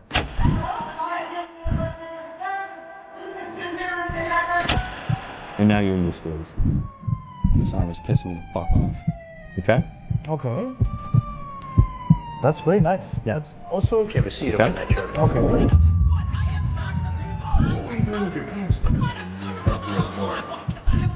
You know, Dan, I would have let this creep narrative go. If it didn't happen twice, roll it. You want to see clips?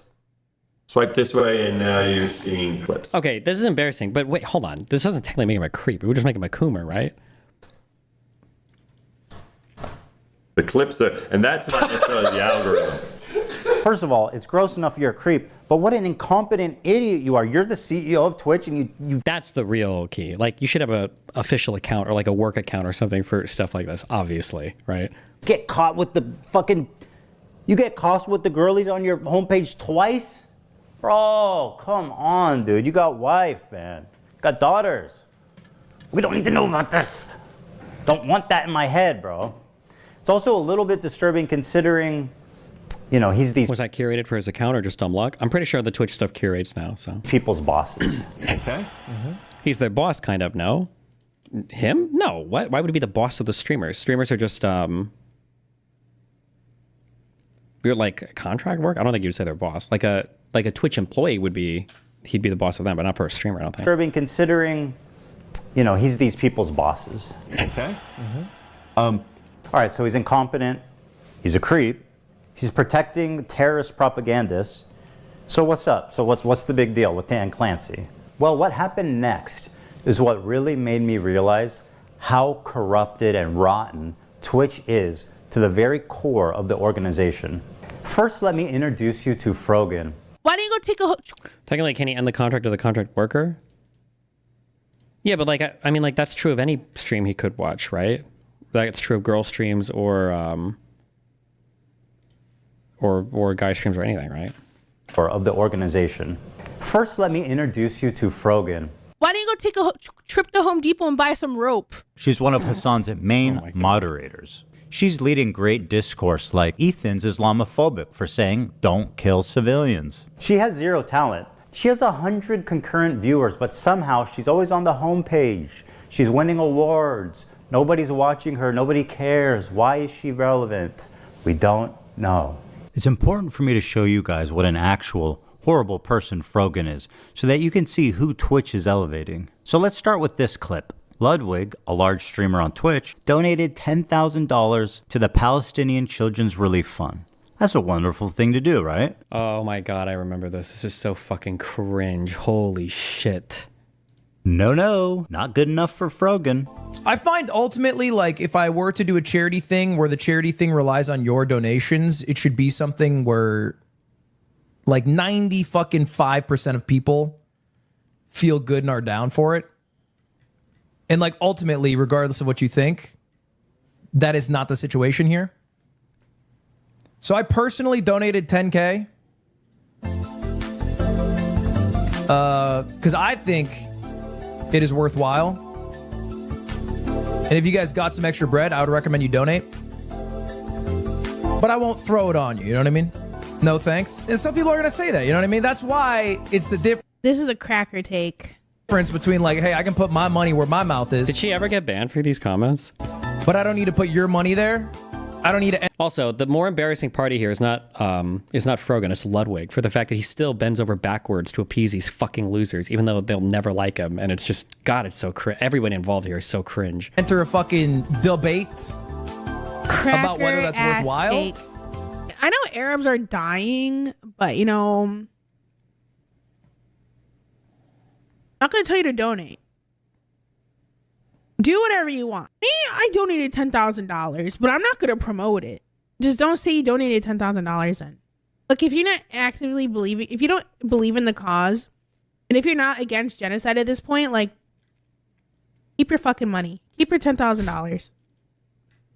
Keep your little chump change. Like, what do you want to do? You want me to say, like, congratulations? Change. Imagine being Frogan, a leftist living in LA in comfort, begging for her rent money on stream, and telling displaced and famished Palestinian children, no kids, you need to give that $10,000 back. Ludwig didn't pass my purity test. Keep your fucking money. But wait, there's more. I have no pity at all for any fucking soldiers. Oh no. Distress, thank you so much. I will never have any fucking pity for any fucking soldiers. U.S. military? Boo fucking who? I hope you get PTSD. Oh my god, I want my fucking Camaro, no student loans. Fuck you. I hope you get PTSD. And I hope you get no health insurance when you get back into fucking America. This clip obviously made the rounds on social media and rightfully outraged a lot of people. Here's how she responded the next day. I hope you get PTSD. And I hope you get no health insurance when you get back into fucking America. I think people saying she got a 3-day ban for this. This is supposed to be a 30-day ban, I'm pretty sure. On the Twitch TOS, I think veteran status is explicitly a protected class, and she's making fun of somebody for a health condition as well, like about a protected class. I'm pretty sure this counts as hate speech. Like by the Twitch TOS. Somebody can link the community guidelines as well, but like this is insane.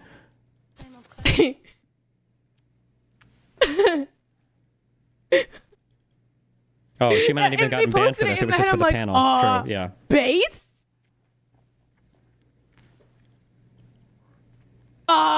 Based? Like, am I supposed to be like, I'm not walking back on it. I still fucking agree with it. Based? The smug defiance Frogan is showing is only because she knows that Twitch will do nothing to moderate her, despite veterans being classified as a protected group in Twitch's own community guidelines. But wait, there's more. Okay, 6250, 9/11 baking stream with Raf and Capri. If we get to this goal by 9/11, Capri, Raf, and I will make the Twin Towers out of a stacked cake, and we'll make an airplane, and we'll recreate 9/11.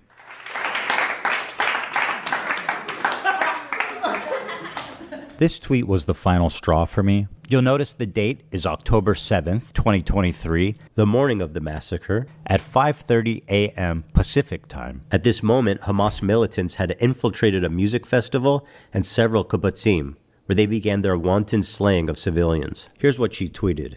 Leftists preach and foam at the mouth at the thought of a revolution happening in America. But as soon as it happens in the Middle East, what they're doing is wrong. It's not what she said. It's when she said it. While she's on Twitter celebrating, I was listening to the local news in Israel. Families were calling into news stations begging for help. Let me show you what I mean. Come מה קורה?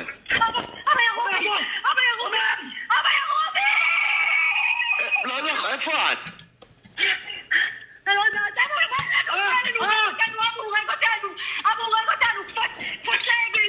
מה, איפה אתם? איפה אתם? יואו, ממי, צריכים מיקום. תתחברו, תמצאו מקום, תתחברו. אבא, אני אוהבת אותך, אנחנו בתוך הלחם. אי אפשר לצאת. אני יוצא לכיוון שלכם עכשיו, צריכים מיקום. צריכים מיקום. אני בא, ממי, צריכים מיקום, אלוהים. The morning of October 7th, Israelis were listening to calls like this all morning long, dozens of them. Imagine reading this tweet after listening to this. This woman should have moved on years ago to another profession, but for some reason Twitch is obsessed with keeping her on life support. And Hasan too. And instead Is she still a mod in Hasan's chat?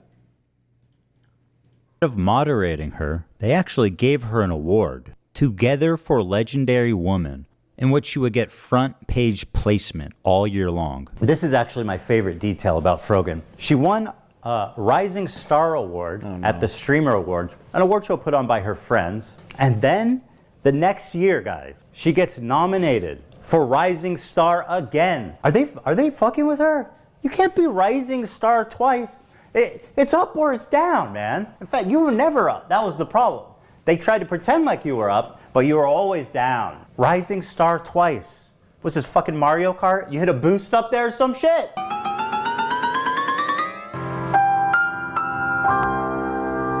Jesus. Because Frogan is the two-time Rising Star champ, and because of her massive viewership of 100 concurrent viewers, it only makes sense that Twitch would give her one of the main stages at TwitchCon to do a 45-minute long segment. Her idea that was Twitch approved, an Arab to Jew racial tier list. So the premise. This is such an unhinged. Bro, you have to be. This is like when you're hanging out with. It's got to be like black dude has like white friends and you go hang out with them in their house and they're playing Call of Duty and they're just like dropping N-bombs like casually. You're like, wait, what the fuck, bro? And the guy's like, yeah, I mean, like we just play FPS, dude. That's just what we say. But it's not like that's just what we do. And it's like, bro, how comfortable are you guys?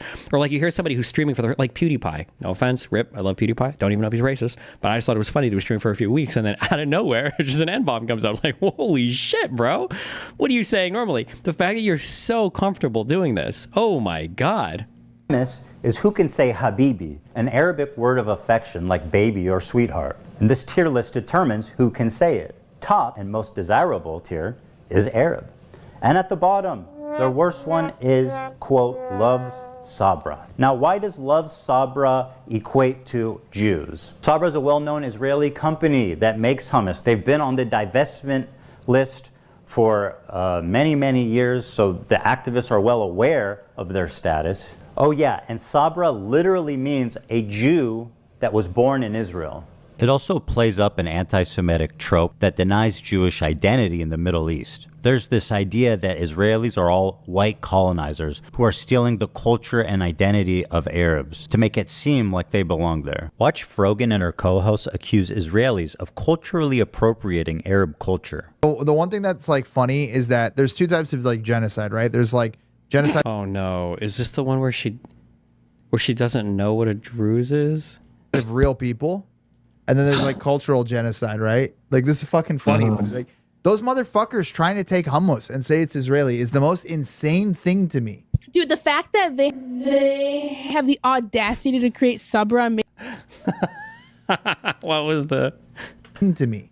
Dude, the fact that they have the audacity to create Sabra and make that like the staple hummus of America, insane. It's super offensive to us. And like that's actual like cultural appropriation. Like people get mad when someone has like dreadlocks and they call that culture. I'm like, come on, it's just like a hairdo. Like it's okay. People like white people are allowed to have dreadlocks if they want dreadlocks. But like actually trying to claim our food, our desserts.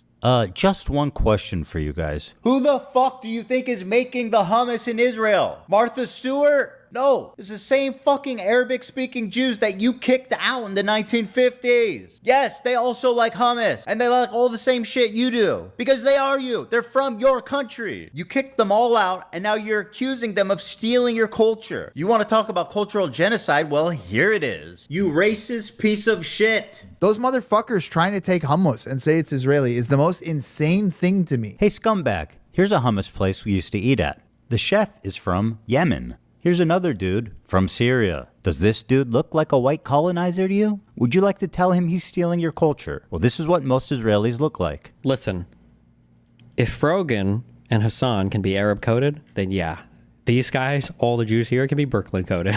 Dude, the fact that they have the audacity to create Sabra. This is casual bigotry being passed around like a leftist talking point. It's exactly why people are saying that anti-Semitism is coming mostly from the left. And yes, I know this dipshit is also Jewish. Incredible.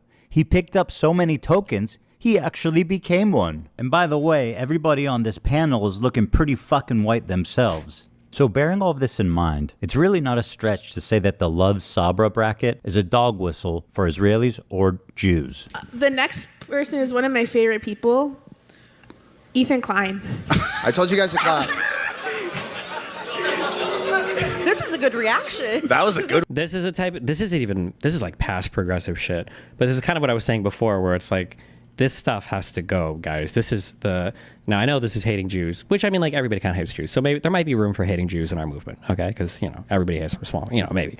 But generally, this idea of like, well, you can't be racist against white people, you can't be racist against Jews, probably not good, and it probably alienates too many people, and it's just probably mega retarded and mega autistic, and the type of people you recruit to your movement, probably not good, okay? This kind of shit is fucking cringe, all right? It's fucking cringe.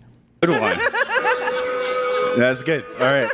Turn that up. Turn giraffes. We all know where this is going. You guys are missing a category for Zionist. That was a joke. That was just a joke in my. Denims.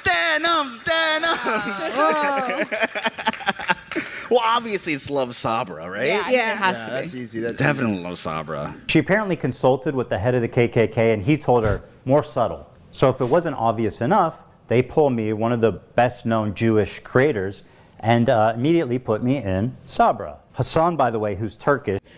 Can you genuinely explain to me why the Love Sabra stuff is weird? I can easily dismiss this as some cringe joke about loving Zionist genocidal hummus. No, you're so autistic that there's no possible way that I could explain it to you. There's something in your brain that inhibits you from understanding human interactions. All I would say, my recommendation, is you should pay a friend full time to hang out with you for every single social interaction you have. Because in any world, if you have thrown up so many red flags to somebody and you try to make jokes like this, everybody's going to look at you like, what, bro?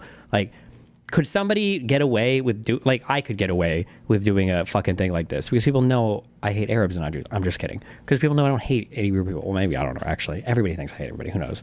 But or Ethan could probably do, assuming Jews were the butt of the joke here.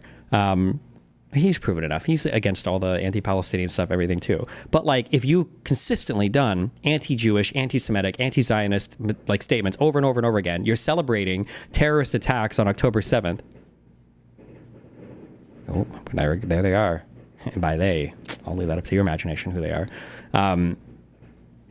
You can't. You just can't make jokes like this. You can't do it because one is you don't even know if it's a joke. And is it a joke? Ish, not Arab, is Arab. That's the good one. That's the good one. The Arab ethnicity.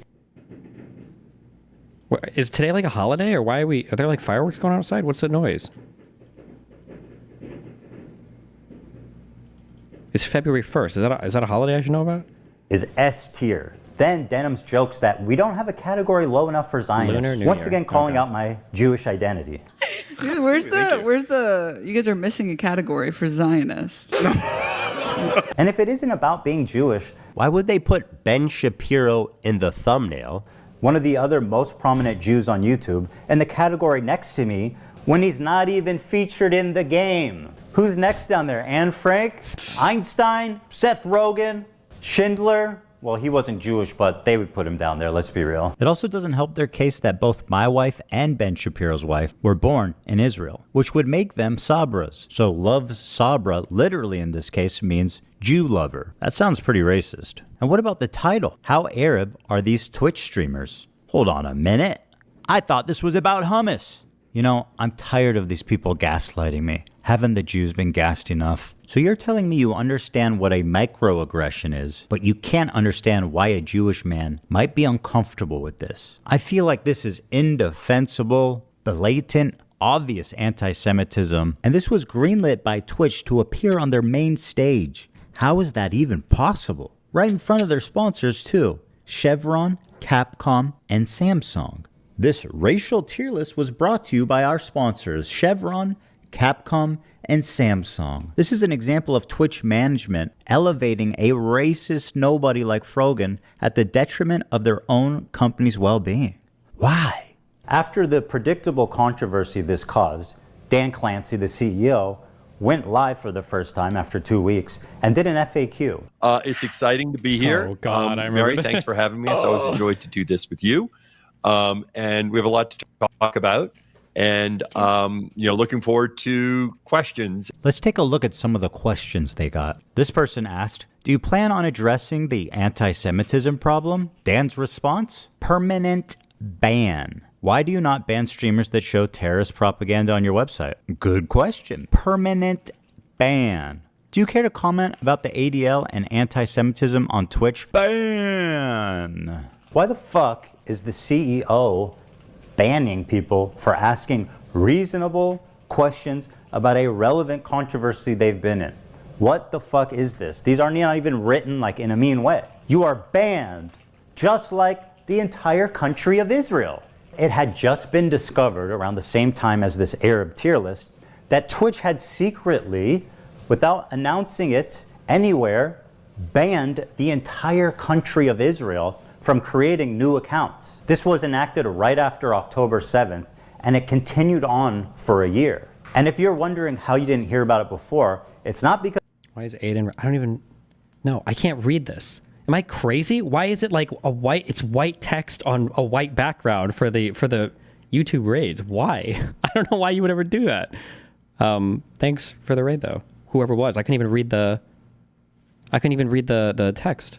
Because the Israelis weren't talking, here's the top Israeli streamer's video about it. Which is entitled, Twitch does not want Jews on their platform. He explains that they slowly started to realize no Thank you for the Moon Ruin subtitles. Accounts could be made, and him and his fellow Israeli streamers were causing a lot of noise to get noticed. But Twitch completely ignored them for 5 months. When he created a support ticket with Twitch, it was straight up deleted with zero explanation. Around the end of the year, when people started talking about anti-Semitism on Twitch, Dan Saltman discovered the Israel ban when he was sent the code proving the block happened, presumably from someone who works at Twitch, and it could no longer be ignored. Israeli and American media started to pick up the story, which finally forced Twitch to respond. He also explains the block started on October 13th, which happens... You know Hasan's audience asked why he's black. What do you mean? Wait, this guy's black? There's tons of black people in Brooklyn, no? To respond. He also explains the block started on October 13th, which happens to be Global Jihad Day, when Islamic terrorists call on others globally to act, which he thinks is an odd coincidence. They were never notified in any way, and it greatly affected their business. He says he doesn't feel safe with Dan Clancy in power, as he feels he can no longer trust him. When Israelis try to sign up, it gives you a generic error message. It doesn't say anything that suggests that you're ineligible because you're in Israel. So when one of these guys wrote to Twitch customer service... Jesus fucking Christ. Can this guy stay on his medication for more than a couple years at a time? What the fuck? Are you okay? I used to want to fuck Kamala until she lost. I don't fuck losers anymore. And he spells losers like loose. Who does this? Kanye. Put down the Twitter account. Jesus Christ. This is what they said. I am really sorry that you are having issues creating an account. We have reviewed your case thoroughly and can confirm that, unfortunately, you are not eligible to create a Twitch account. As a result, we will be closing your case at this time. Under the new increased scrutiny, Dan Clancy panicked and posted 2 terrible explanations on Twitter that were immediately community noted. How can Twitch say on one hand that they've reviewed the case thoroughly, and then on the other hand say it was an accident and they didn't know? This is all very fishy. A big media company like Twitch doesn't realize that their new account signups from Israel has completely flatlined You're telling me that you guys didn't notice that. That's impossible. Then, at the same time, it was announced that Sneeko, Fresh and Fit, and the little Houthi twink. Bro, what was happening here? What was going on here? This must be like a timeline fracture. Terrorists were all unbanned and they could stream again on Twitch. This is like the holy trinity of anti-Semitism. So guys, yeah, we're back on Twitch. Welcome. I know we had gotten banned or whatever, or we got suspended, but I went ahead and appealed it. And we're back in the house, man. So for all the haters out there that were like, you know, oh yeah, they got banned on Twitch. Hey, be mad. Be mad, guys, because we are back in the house. They can't stop us. They did stop them an hour later. All 3 of the accounts were eventually rebanned. But the decision to unban those 3 creators at that exact time, and being 3 of the best known anti-Semites on the internet, seems to clearly be trying to send a message. And then it was discovered that Twitch's head of policy and community guidelines was previously fired from her job publicly by the British government. Why? She does not like the Jews. That's right. Their head of trust and safety was previously suspended from her job at Ofcom for being too anti-Zionist. And guess where her very next job was at? That's right. Twitch TV. Apparently she was posting pro-Hamas tweets only mere days after October 7th happened. That's so interesting. It sounds just like someone else we know. It's almost like supporting terrorists is institutional. Hell, it might even be a prerequisite. Take a look at this tweet from Twitch's senior manager of inclusive marketing, Bridget Chermating, on October. Why does Hasan over and over again say that Ethan is your friend? Because remember, you never, ever can respond to any criticism of substance. The goal is always to just character attack, character assassinate, or if you can't character assassinate people around the character, and like that's always the Hasan strategy 101. He'll just do that until this goes away, and then in a week or two, he'll be back to his ordinarily scheduled content. 12. People are posting screenshots of them donating to Israel relief funds. Shake my head, y'all are truly rooting for the oppressor. Read a damn book. This tweet was made only 5 days after the October 7th massacre. The donations she's criticizing would go to families like this, if they were still alive. This entire family was murdered in cold blood by Hamas terrorists on October 7th. Bridget, who did these little girls oppress?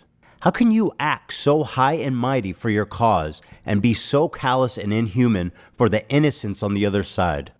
This statement was made by the senior manager for inclusive marketing. Is that some kind of joke? Is this what inclusion looks like at Twitch?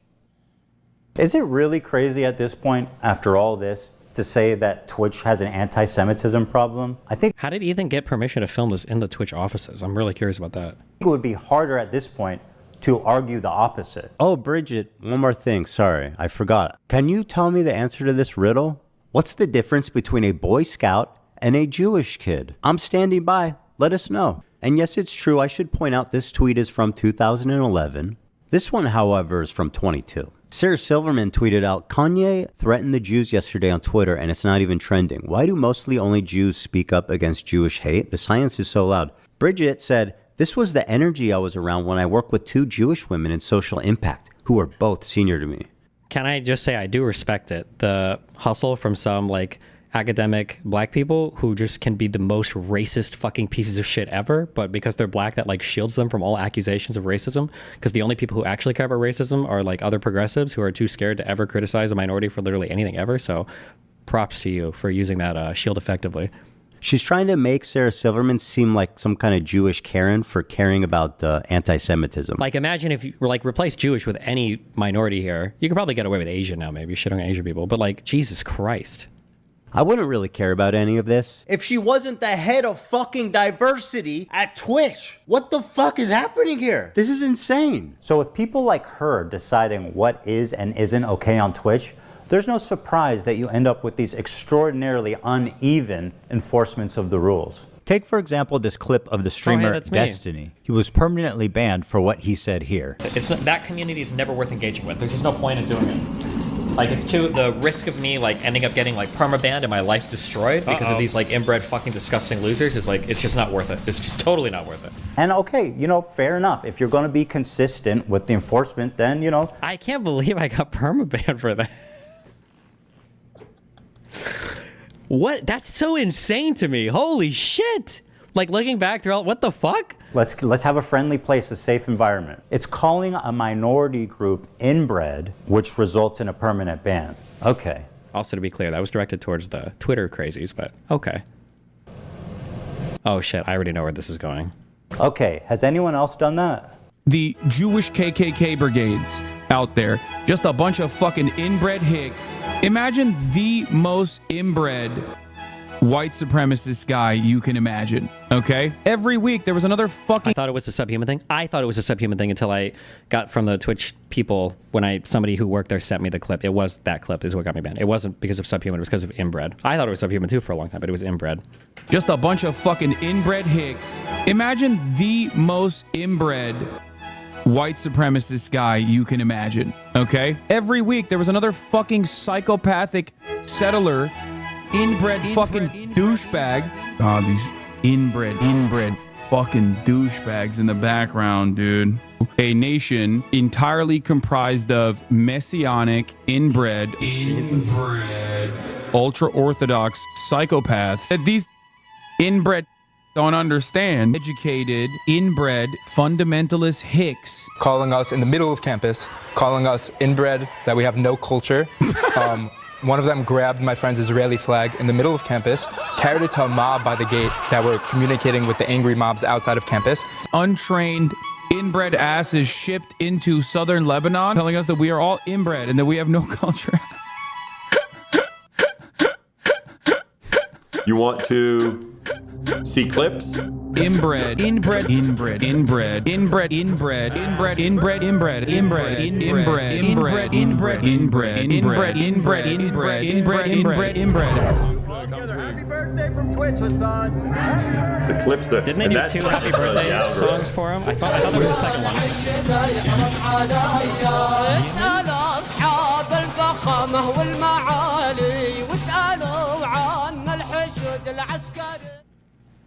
Hasan, a non-Jewish person, is referring to Jews as inbred consistently throughout his career. Inbred, ultra-Orthodox psychopaths. Zero punishment. Hasan interviewing a Houthi pirate. The Houthis, Ansar Allah, is doing what Luffy would do. You should tell him that. Zero punishment. Hasan watching terrorist propaganda with zero critical commentary. They do do musicals. They're very musical people. Are you being serious? Zero punishment. Hasan threatening a sitting congressperson. This one actually blew my mind. When I saw he tweeted that, I said, he's done after this for sure. For sure he is. For those that may not recognize this weapon, I'll explain. Shinzo Abe is a former Japanese prime minister. He served from 2012 to 2020. He was assassinated in July of 22 in a stunning fashion that left the Japanese public horrified. Wait, we got a Denims react? Hold on, what?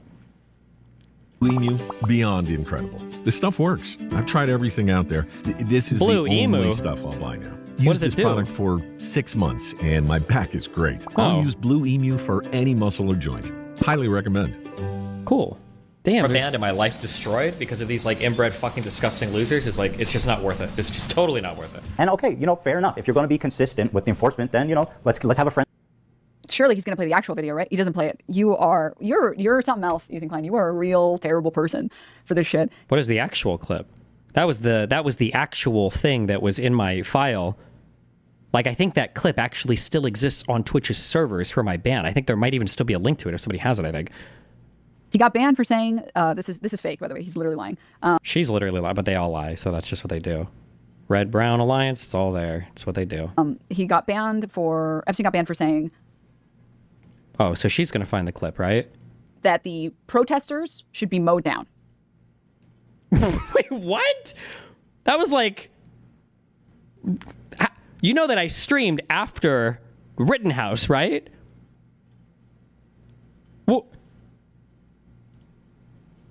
What is she? What next? Is she gonna say when I said mowed down, I meant ran over? Or sorry, the rioters. I think it specifically was rioters. It was protesters who want to burn down buildings, but During the Rittenhouse debacle, I don't even know what to call it. And and he said that rioters should be mowed the fuck down or something like that. Dipshit protesters. Did he say? No, he didn't say protesters. He had to have said rioters, right? She doesn't even know what the fuck she's talking. She has no idea. Also, I just got departnered for this. I didn't get banned at all for that, but... What is she possibly Googling right now? He did. In context, so talking about Rittenhouse, the quote is, if that means white redneck militia dudes mowing down dipshit protesters that think they can torch buildings at 10 p.m. At this point, they have my, I think that was blessing. Based. He got banned for the Rittenhouse thing. He might have also gotten banned for the clip that Ethan Klein just showed, but the final ban was that one. Well, time doesn't go that way. It usually just goes in one direction. Even if you go really fast and you got a lot of mass, time still only moves in one direction. Sometimes at varying speeds, but generally just one way. It was the final one, and he hasn't been unbanned since then. Friendly place, a safe environment. It's calling a minority group inbred.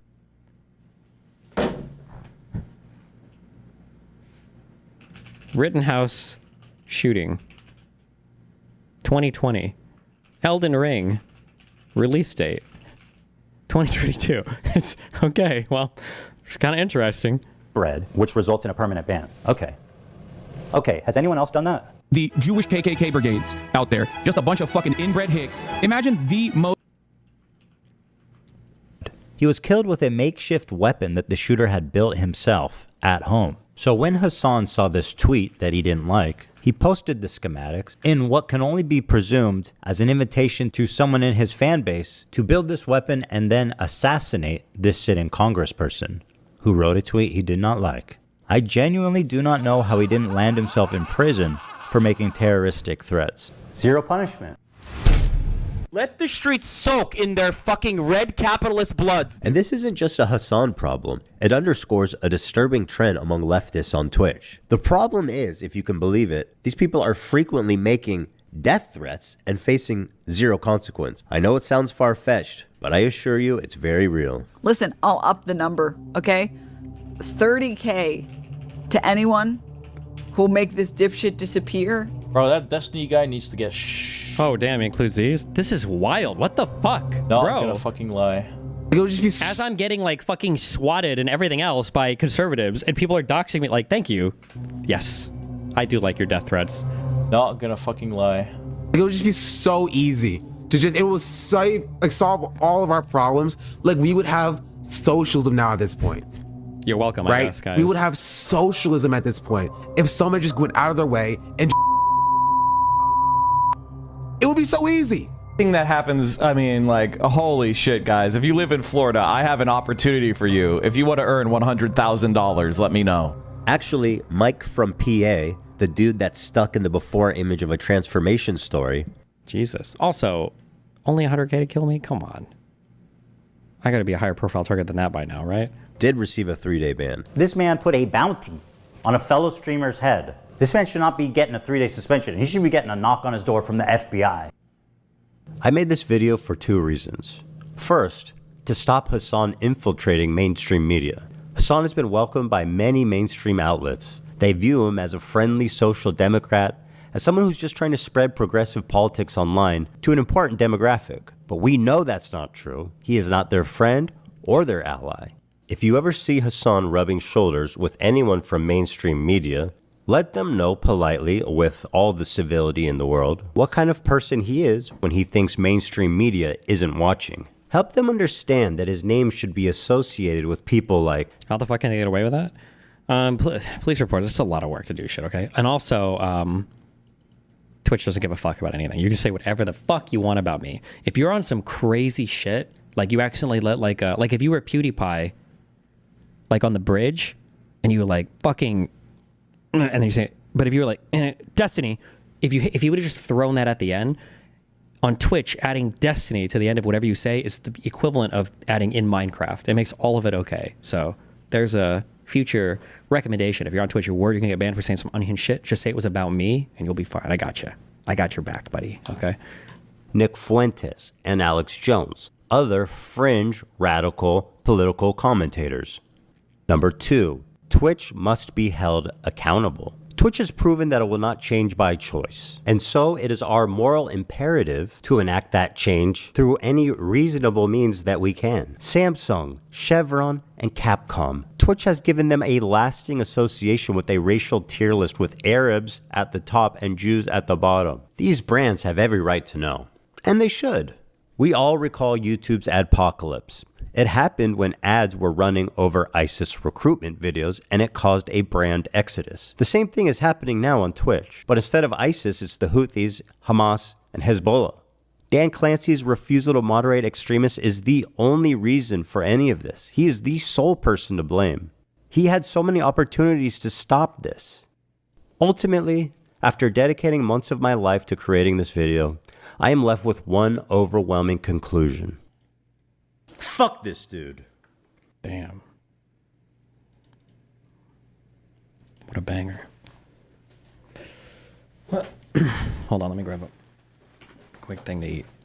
And then we got some molding to go over. Fuck, we'll end up watching these tomorrow. Will we watch these tonight? I don't know, we'll see. Hold on.